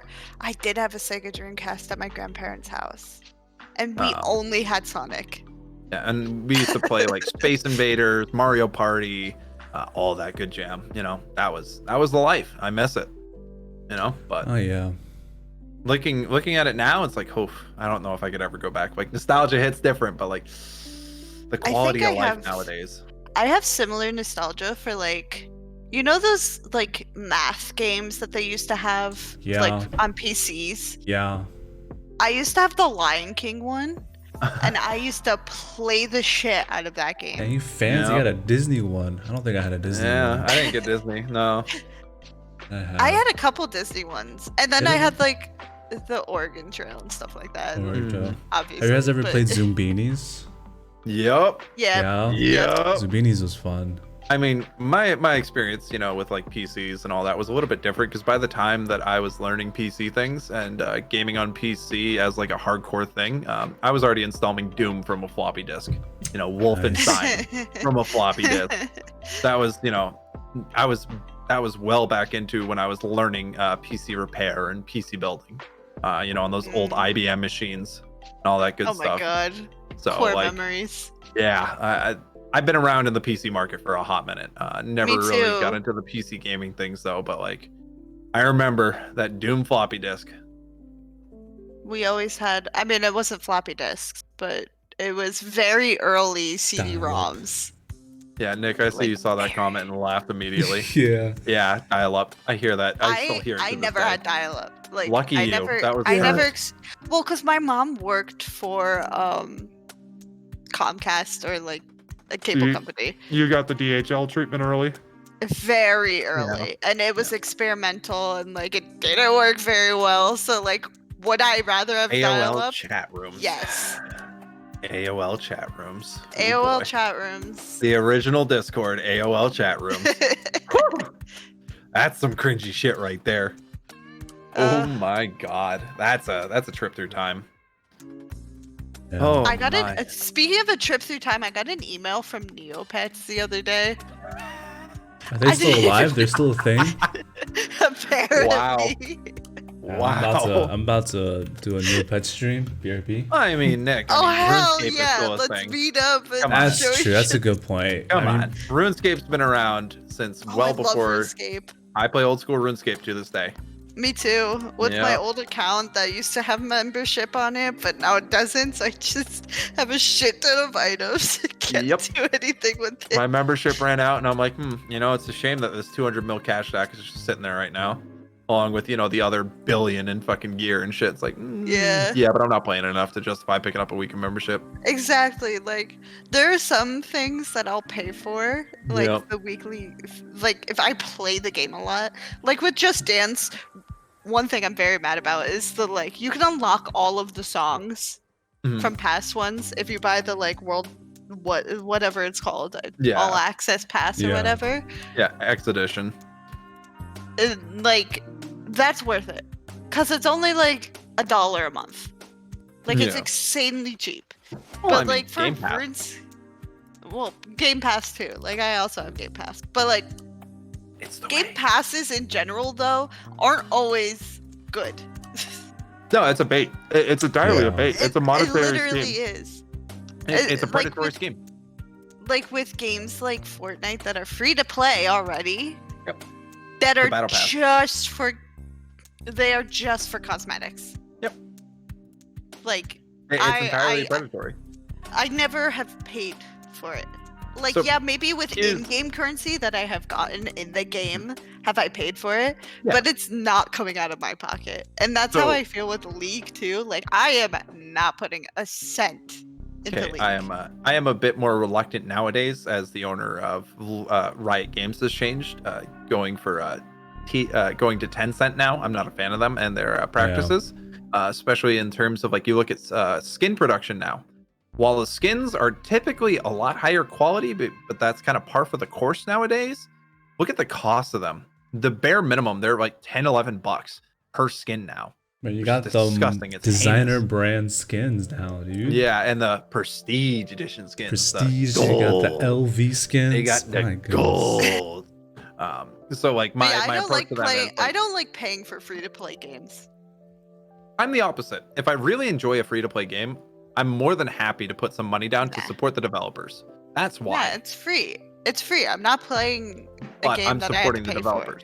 No, For. that's the I don't difference. fucking care. Fuck the. Just kidding. So then the game's gonna die out, if everyone has that mentality, Whereas I'm not saying dropping buku I'm bucks. not I'm telling saying, like, other 20 bucks people here to or do there. it. That's just like No, but that's my That's point. just my the inherent personal thing. issue with it, with that mentality, right? Is it wrong? No, by no means am I saying what you're doing is wrong. However, what I'm saying is if there aren't people who are willing to support the devs, I'm not saying go out and be a whale and just fucking swipe your credit card left, right, and center. But if it's a free game and you enjoy, don't be ashamed or don't be afraid of dropping $20 to support the devs. Because that $20 actually goes a lot further than you think. Because there are I people don't who wanna share. support League. I'm not saying League. Fuck League, honestly. Because like League, the way I do it now, because I am a fucking collector at this point with the skins, because my account is fucking gorgeous in that fucking aspect. Everything else is shit. I'll brag about it. I will.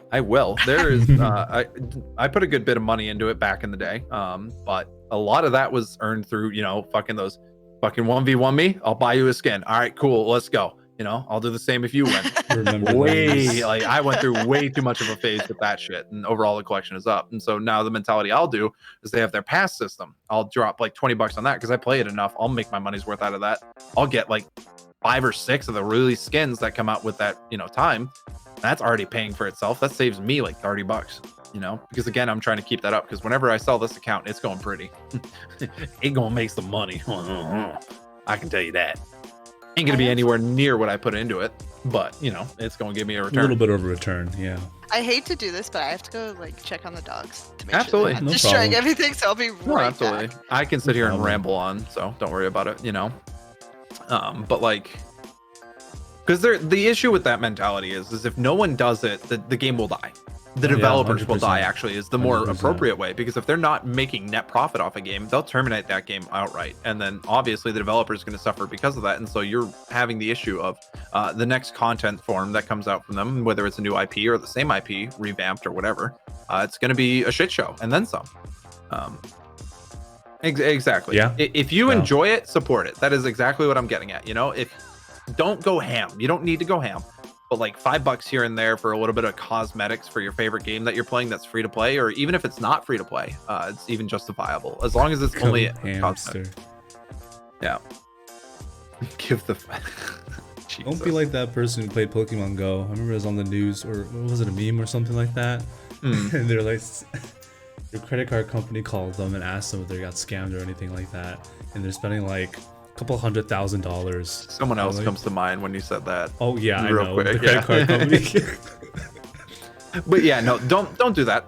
Don't do that. And if you don't have your own credit card, don't go stealing your mom's credit card or your dad's credit card out of their wallet and go swiping crazy. No, don't do that. Don't do that. You're falling for exactly what the company wants you to do. Don't do that. Yeah. But like, if you're going to drop a little bit here and there, and sure, it'll accumulate over time, but again, you're supporting something you enjoy. There's nothing wrong with that. And that's what you should do, honestly. I'm very averse at this point to AAA titles as a whole, because the vast majority of them are either MTX-ridden garbage that prioritizes MTX over anything else, or the release itself is just hot garbage. Even something that was a little bit less so, in my opinion, Outriders, which still had a lot of issues, big glaring issues, and still is suffering issues, along with some very piss poor decision making behind some of the core mechanics.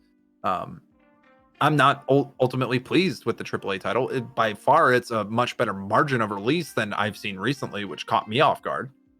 But like, why the fuck would you make a game online only, and it's not even a live service game? Why? Why is that a thing? Like, if I want to play solo, let me play solo without a server. I don't need a server. Just let me run it off my machine. I don't care. I don't need it. Why? Stupid ass decision. It's not a bad game, but like what he's saying is, I totally agree. Like some of the things that they're doing, like we like after playing it, we can be nitpicky about it because absolutely, because I put my money into it. I put my time into it now. Yeah. I'm max level. I'm working on grinding out the world tier system, and looking at end game content, I'm confused. Like, why there's a very heavy separation between the end game content and the actual like campaign progression. Because for those of you who don't know, the way Outriders works is there's a decently long campaign. I was actually caught off guard by it. Especially if you do all the side content, there's a good bit to do in the game. That will easily get you to level 30 on your own, or just about there, without having to do anything crazy. You can speed run it, of course, but I don't recommend I recommend against that. But there's a very heavy separation between when you finish the campaign and what you do afterwards, because the expedition system at the end has zero fucking correlation to the campaign, which is another questionable fucking decision that pisses me off to no end. The world tier system, which determines how difficult the game is and what tier of loot you're receiving / how high level of loot, has no impact whatsoever on those expeditions. Why? That's kind of lame. It's extremely lame. And then the expeditions themselves Here's another fucking stupid thing. Why the fuck are they time-gated missions that determine your loot? Especially when they have zero fucking correlation to your world tier system. What the fuck? Like, what the actual fuck is that? You know, like, my lord. So it's a completely separate challenge tier of difficulty because the difficulty system is entirely separate. So I spent, X amount of hours going through the campaign, working my way up because you have to earn the higher difficulties. They are not handed to you, which, okay, cool. I'm fine with that. But then they have no impact on your endgame whatsoever. Zero. None. Outside of the level of gear that you will receive because it is at X level. It has no correlation. So it's like, all right, cool. I spent all this time for nothing. Yeah, and it gets pretty challenging towards the end. Like exactly. I think you have to 7 right now. Like at that point, like I'm replaying some of the bosses, and like because they hurt. Like yeah, you don't dodge, absolutely, you're dead. Yep. Or you need to have like this super min-maxy build. It feels like to play through the campaign consistently at like the highest available world tier, which is the default setting. Yeah. Like, but why am I going to go back and revisit this mediocre content to farm shit when ultimately it has no impact on endgame because endgame is entirely determined by the expedition system? Yeah, seems like they didn't really do something. Seems got lost in the middle there, lost in the mix. Yeah, exactly. And for those of you who don't know, I am extremely a large fan of the looter shooter RPG genre. That is one of my favorite ultimate game types. I love grindy games like that. I love RPGs and I love looter shooters because I love, that fucking instant gratification. Yeah, give me that shit. I got some good loot. All right, cool. I can pimp out my character a little better now. That's my jam. That is my favorite shit. I played Destiny for years. I was a hardcore raider. Even had some fucking leaderboard times for world's first clears.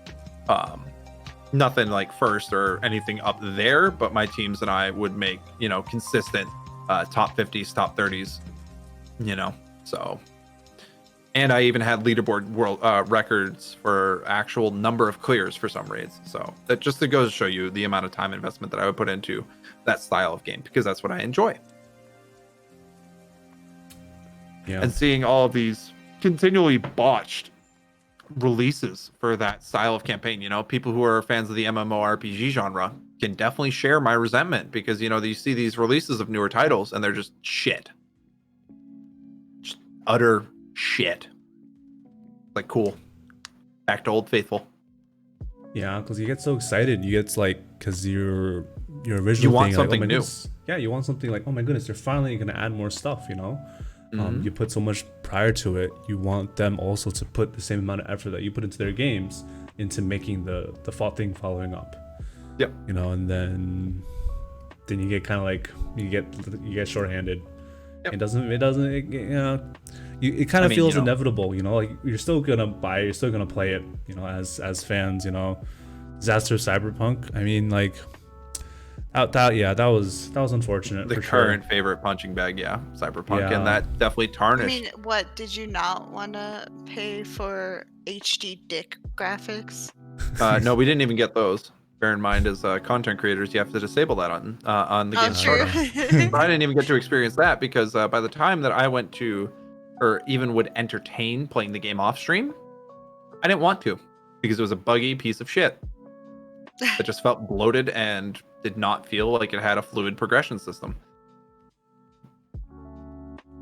There's that. And then we can definitely I just didn't want to stop talking or stop him talking. Oh, of course. I'd never shut the fuck up, so feel free to tell me to shut the fuck up, seriously. Yeah, but you were midpoint, so I didn't want to interrupt. Fair. But we can bring up everyone's favorite punching bag from like 2 to 3 years ago. Anthem. Again, looter shooter RPG genre, my cup of tea. And having the devs that just completely ignore what the community and this is BioWare, by the way, who aren't very experienced per se in the looter shooter genre. They have a lot of experience in the RPG side of things. Keep on fluidizing those words. Anywho, I know the puppy got something. Hold on. Goodness.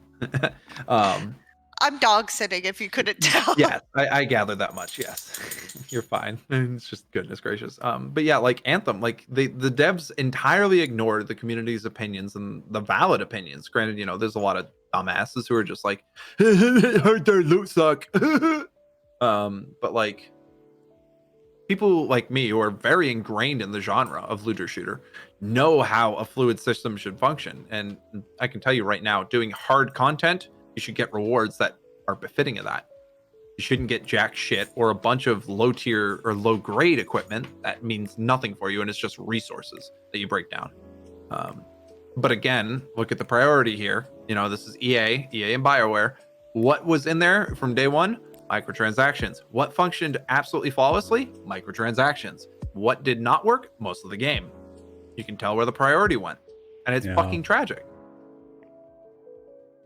Absolutely tragic. One thing, and it's disgusting. Yeah, money. Like, I understand that first and foremost, these companies are business. That's their main priority, is to make a profit. However, you don't achieve that by releasing a piece of shit. You achieve that by garnering trust from your community, or in other cases, started out and they just kind of farmed their pay pigs. And because they farmed their pay pigs, they have successfully built up and accrued, their vast majority of income. Ultimate Team, EA, yet again. But yeah, it's so needless to say, nowadays I don't really go for AAA titles at all. I don't. The developers are typically very out of touch with their community, and that kind of hurts me. Not to say that communities are always right and the devs should listen exclusively to what the community say, but there is value from input from the community. Oh, for sure. Look at games like Minecraft that have been taking their community suggestions and mods that have been very well known and implementing them into the vanilla gameplay. Yep. I mean, realistically, you can just go in that direction in general for a lot of games like Minecraft that are very mod driven for the long-term players. And that's the community itself keeping the game going. It's not so much the developers on that point. Because not to say the developers don't do anything, and like you said, in Minecraft's case, they do actually implement the very commonly used mods into the vanilla base game, which is really good on them and it's really smart. But you look at, the vast majority of the gameplay, it's all modded gameplay. No one does vanilla anymore, except for the people who are experiencing it for the first time, because mods are overwhelming as a whole. But no, the long-term players, it's mods, left, right, and center, and that's all community driven. Personally, for me, the the game that comes to mind is COD Zombies. I don't give a shit about fucking Cold War. I wasn't impressed with it at all. What am I still playing whenever it comes to zombies nowadays? When I need that fix, I'll play modded Black Ops 3. I'll play modded maps on that all day, every day. It's so much better.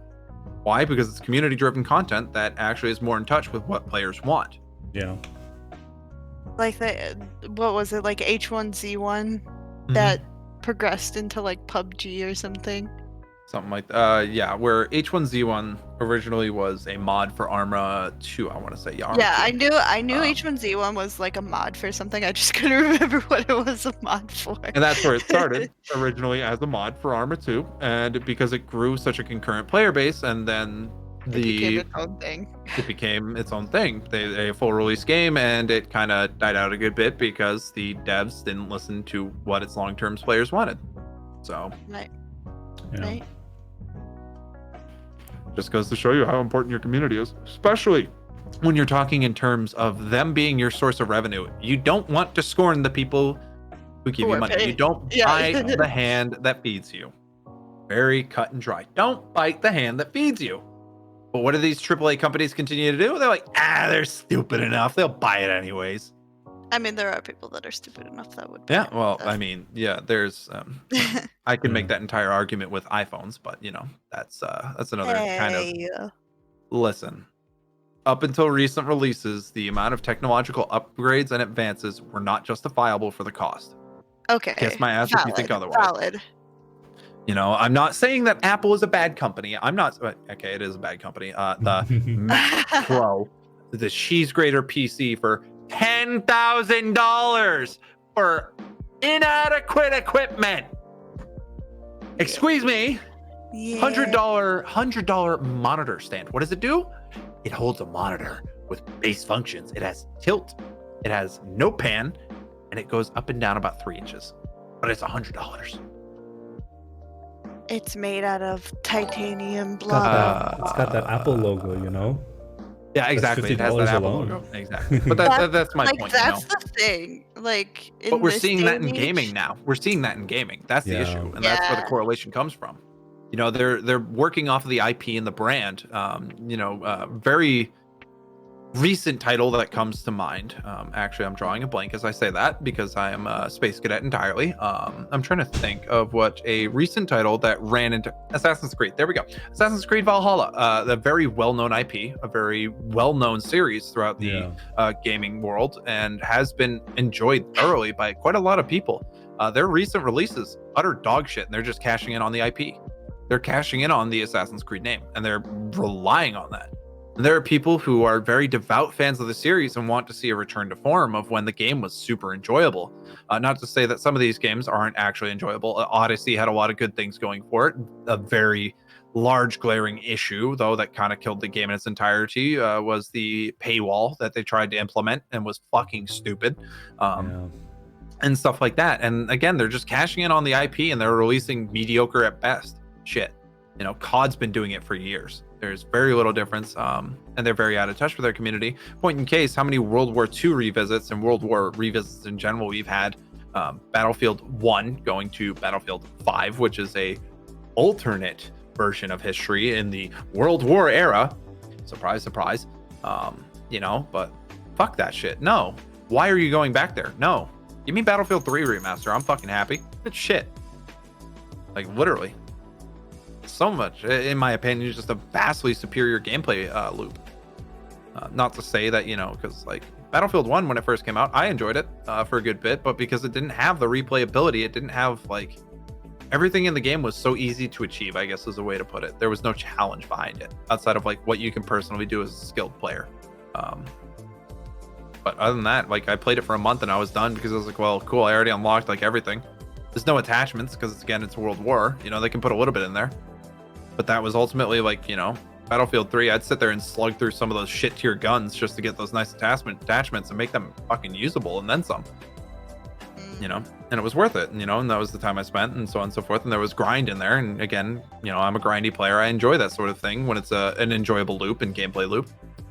But, when the reward is shit and the experience is shit, it's an easy way to quickly say, yeah, fuck you, goodbye. Yeah. But like just overall, like I'm sick of these revisits to older generations. It's nice every once in a while as a breath of fresh air to a change of pace.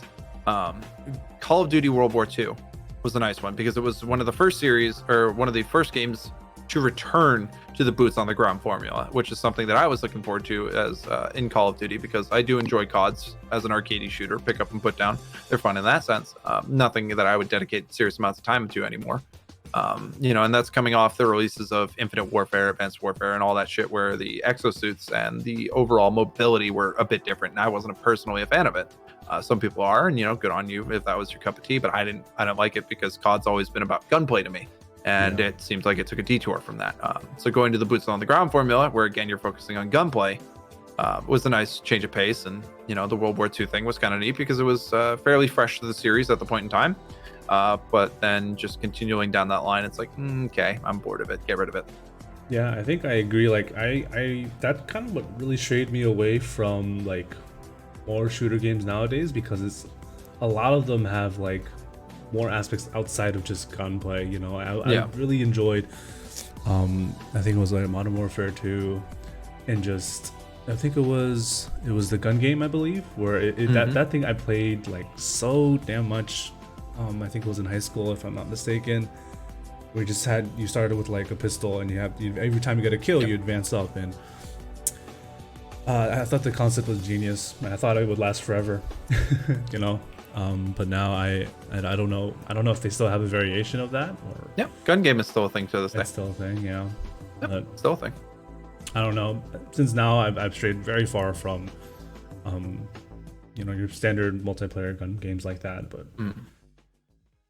yeah, I think I more so enjoy like games where you can able to play more cooperatively than more competitively, I say. Yeah. I mean, I definitely have two sides to it. I definitely have my cooperative side and my competitive side. And in terms of COD, again, I'll revisit the Modern Warfare release was actually something I enjoyed very well. And then, honestly, Warzone, when it first came out, was a very nice breath of fresh air to the Battle Royale formula. Because, it had a couple of mechanics that definitely made it worthwhile and were dope. And, and we still see very large population of players playing it to this day. How do you guys feel about the Battle Royale? Like, I'm sick of it. Get rid of it. Genre. Sick of it. Get rid of it. Or give me something new. I mean, like, holy shit. I played Fortnite before it was, Fortnite BR. I played Fortnite before it was cool. Nah, I'm not saying that because the story side of it was actually really dope and I enjoyed that. Then the Battle Royale came out and I played that too. And it was honestly dope when it first came out, PUBG as well. Thoroughly enjoyed it when it first came out. And then they just kind of tapered off because they didn't do anything new and exciting. And then Fortnite for me kind of died because, again, it didn't focus as much on gunplay as much as it focused on building. That's the main focus and that's where the main skill element lies.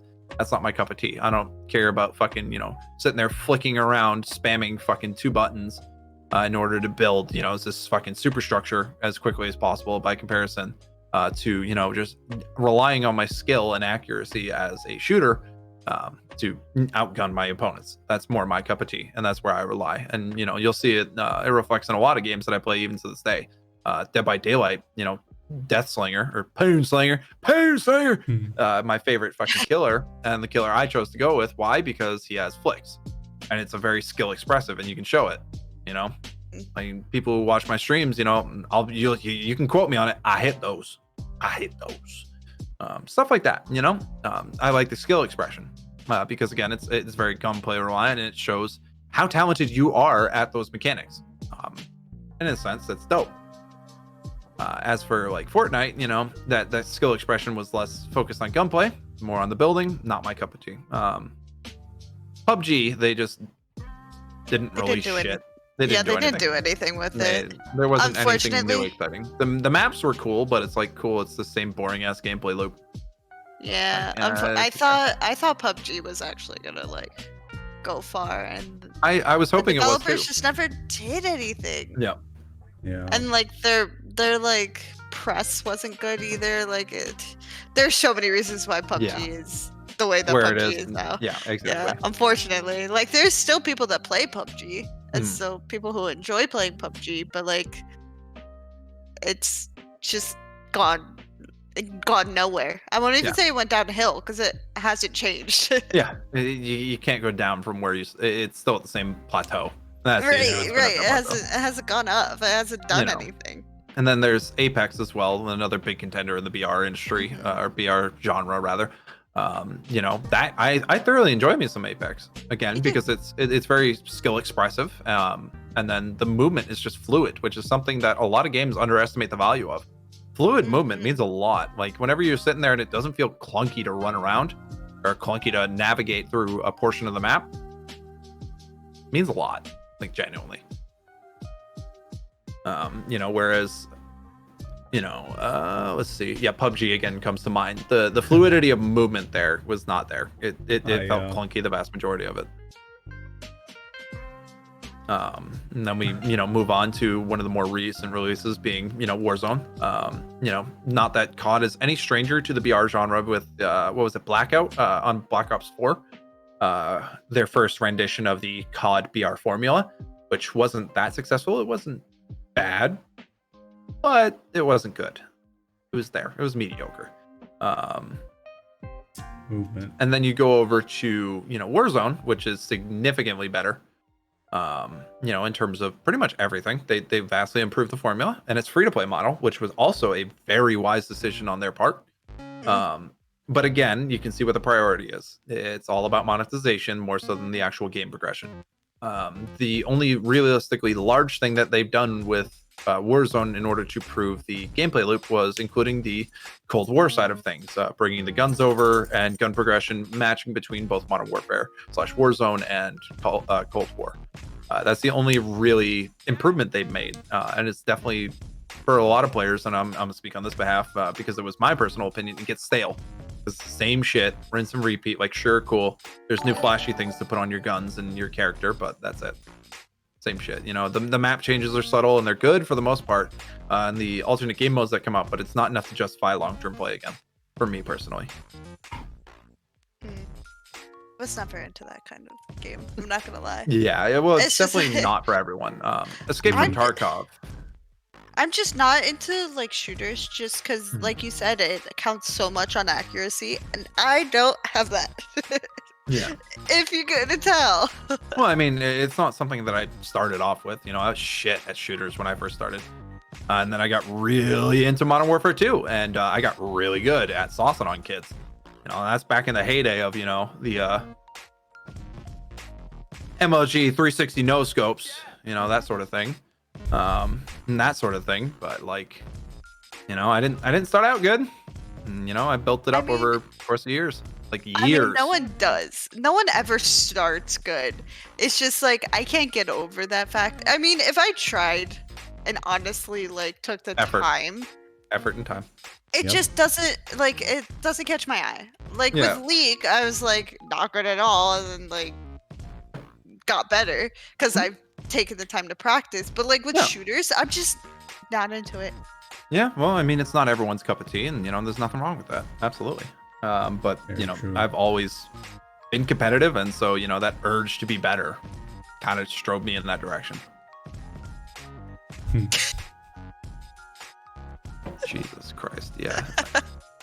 Okay, for those of you on the YouTube side of things, we just had a comment in chat, and I'll read it exactly as it is. Halo taught me how to lock and trace kids. Modern Warfare 2 taught me how to beat them, or beam them kids rather, and League of Legends taught me how to flame them. And there's never been a truer statement uttered on this podcast. It's very so true. So, but like, I mean, the same can be said of any genre though.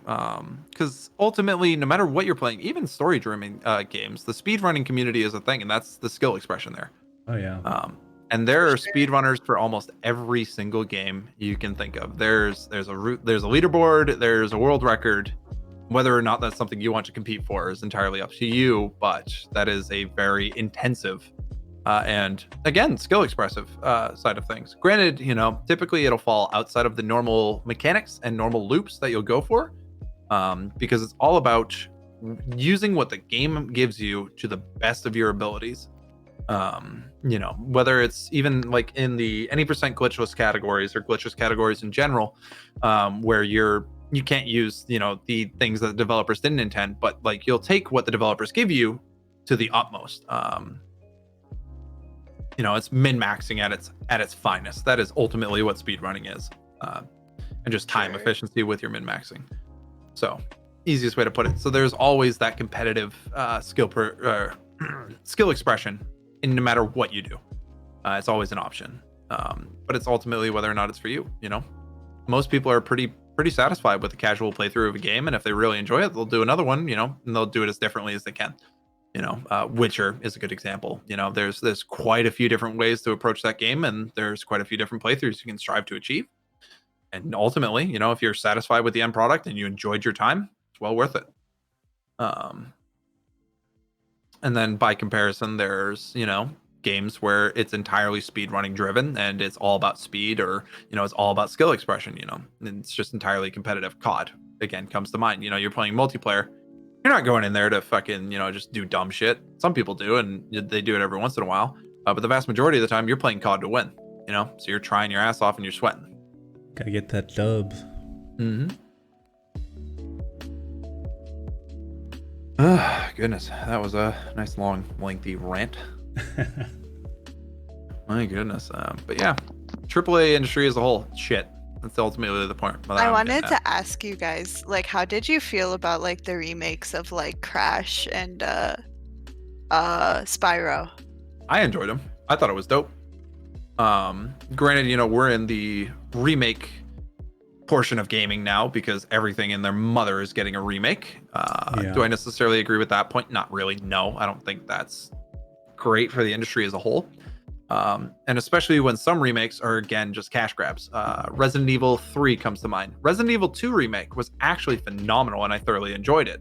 The 3 remake, we'll go with that. Literally just felt like it was an utter cash grab. They stripped a lot of what made 3 good, and it was somehow went from a game that would take you roughly about 6 hours to complete for story, if you were really good at it and you were, working through it pretty quickly, to a 2 or a 4-hour campaign casual playthrough. Kind of depressing.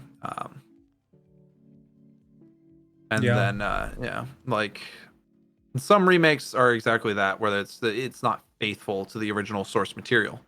But others definitely do the name justice, the name of the game justice.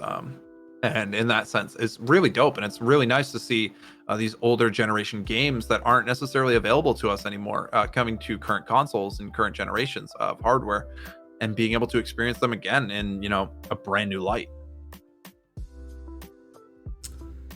Very true. Agree. Yeah, I was even thinking about, haven't done it yet, but possibly picking up Kingdom Hearts for the PC because I've only played it on the PlayStation. Actually, I also played it on the Xbox too. It was on the Xbox. Yeah, the new one. Kingdom Hearts 3 is on the Xbox. Wait, what? Yeah. That's a completely agree with you. nostalgic game for me. Not playing it, just watching people play it. Because again, older brother played it. I never got to play. Yeah. But that's a game that was worth the wait to come out. Absolutely, yeah. Well, I mean, Kingdom Hearts 3 was definitely a bit disappointing considering the amount of time we waited for that. True. But Wasn't like, exactly the greatest, even still, it hit in the nostalgia feels Yeah. like, which is probably what they were banking on. Yeah, exactly. But my brother never let me have a turn. he Mom hogged said it. it's my turn on the Xbox. Well, he would give me a turn. I would play. I'd be really bad. He's like, "Oh, you died." The deal was, you have one death life per turn. Yeah, one You life. have one life. Yep. Every time you die, then- you swap over. Yep. And then he I wouldn't remember that die for mentality. like hours. And then I just gave up. And then I just started to enjoy watching him play more. Then it was never a fight. We never fought over anything. Yeah. Just because the relationship me and my brother had was always very friendly. I mean, we still beat the shit out of each other, but like, That's that was natural. just for fun. Yeah. That wasn't like out of anger or out of hate. No. Happy, I was wasn't saying before, I malicious. never played that. I'd never played Super Mario. Until recently. I have played it now, but when I was a kid, I never played it. All right. Well, you got anything else, Bacon, you want to ask us? I know it's been fairly one-sided on our end, or my end, really, to be specific, as per the usual. We were talking about like streaming streaming before, and like you brought up like OBS and stuff like that. What do you guys use to stream? OBS Studio. Just straight up OBS. It has the OBS Live is the specific one, which has the Stream Elements integrations, but ultimately it doesn't change OBS Studio all that much. It just gives me a couple more panels for integration, so that way I don't have to have my Twitch chat up on another monitor. I usually have my creator dashboard up with all the information there. But that's what I use, because it is OBS Studio ultimately at its core. Whereas like Streamlabs OBS is quite a revamped version of OBS, and I don't find that this equation that I'll bring up, the Apple to Samsung or the Apple to Android conundrum. While I think that Streamlabs is much more friendly to the average user who's coming onto it for the first time, Agreed. which is Apple for me, and the way I see it for Apple, it's the GUI is a lot more user friendly. Whereas where people who are more in depth into the settings and knowledge of everything, the more advanced functions that you can find through OBS Studio, the core program, or an Android is a lot better of an experience, and that's more where I sit as a more advanced user. That's where I equate the entire argument to Apple versus. advanced user.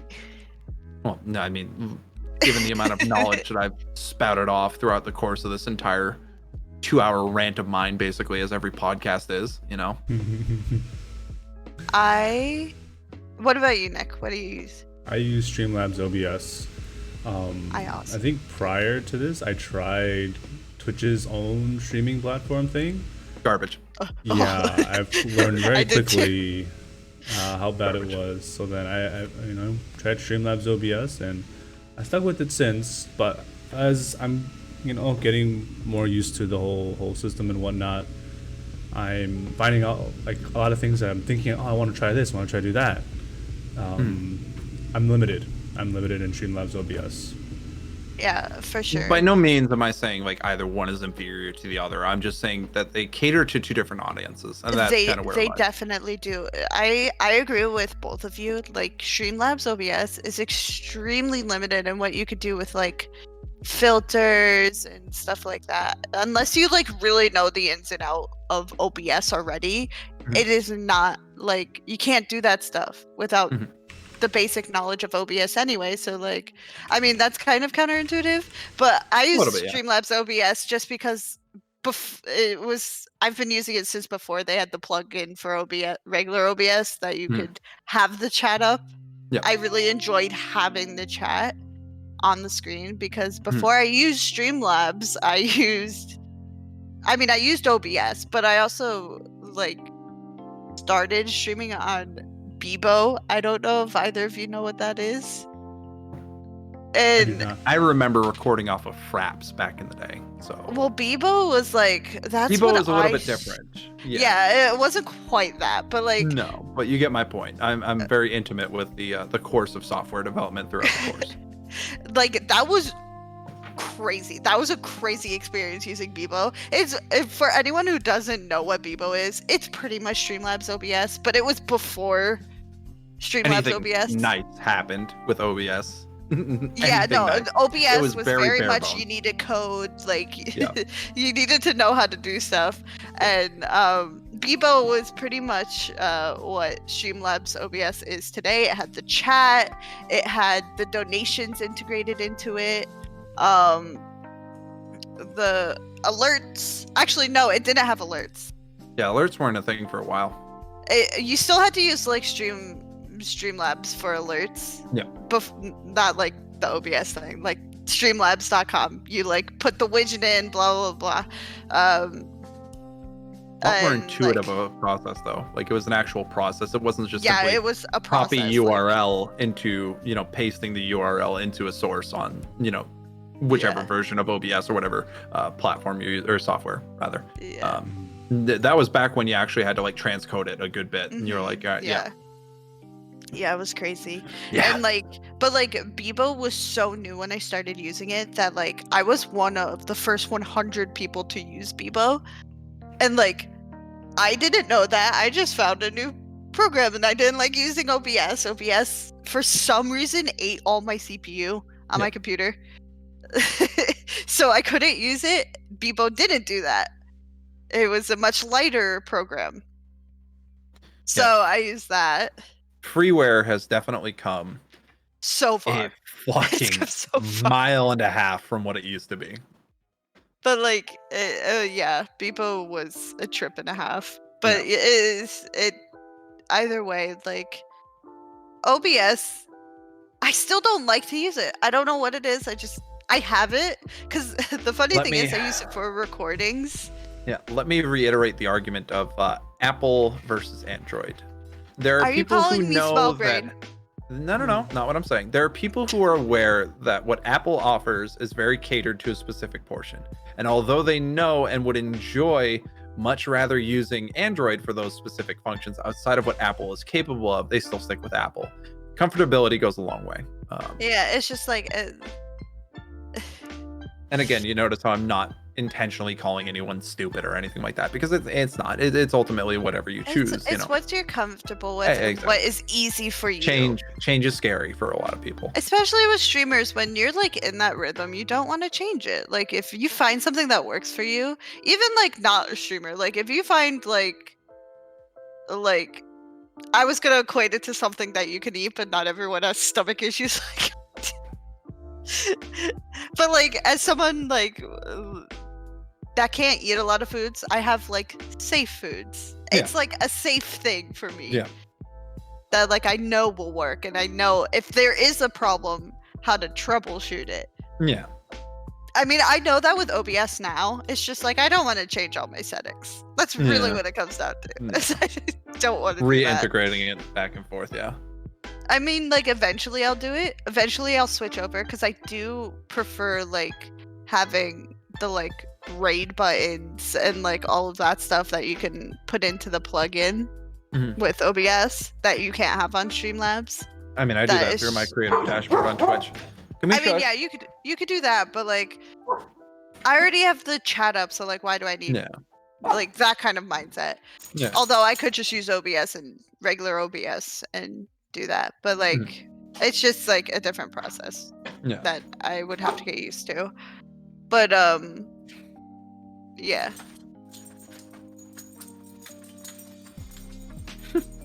But yeah, I forgot where I was going. It's all right. Well, I'll ask you once again. You got anything else you want to ask us? That was my last topic I wanted to talk about. Well, Nick, you got anything you want to put up? I think I'm good. We talk about a lot of things. I hear the vacuum as well. Yeah, the vacuum in the back. I'm trying to get my wife to turn off, but yeah, it's a little bit late for that. Yeah. But I do believe that's going to wrap it up for us today. Thank you all so much for stopping by, hearing us talk about whatever it is we talk about every time, and have yourselves a wonderful time. Keep it easy.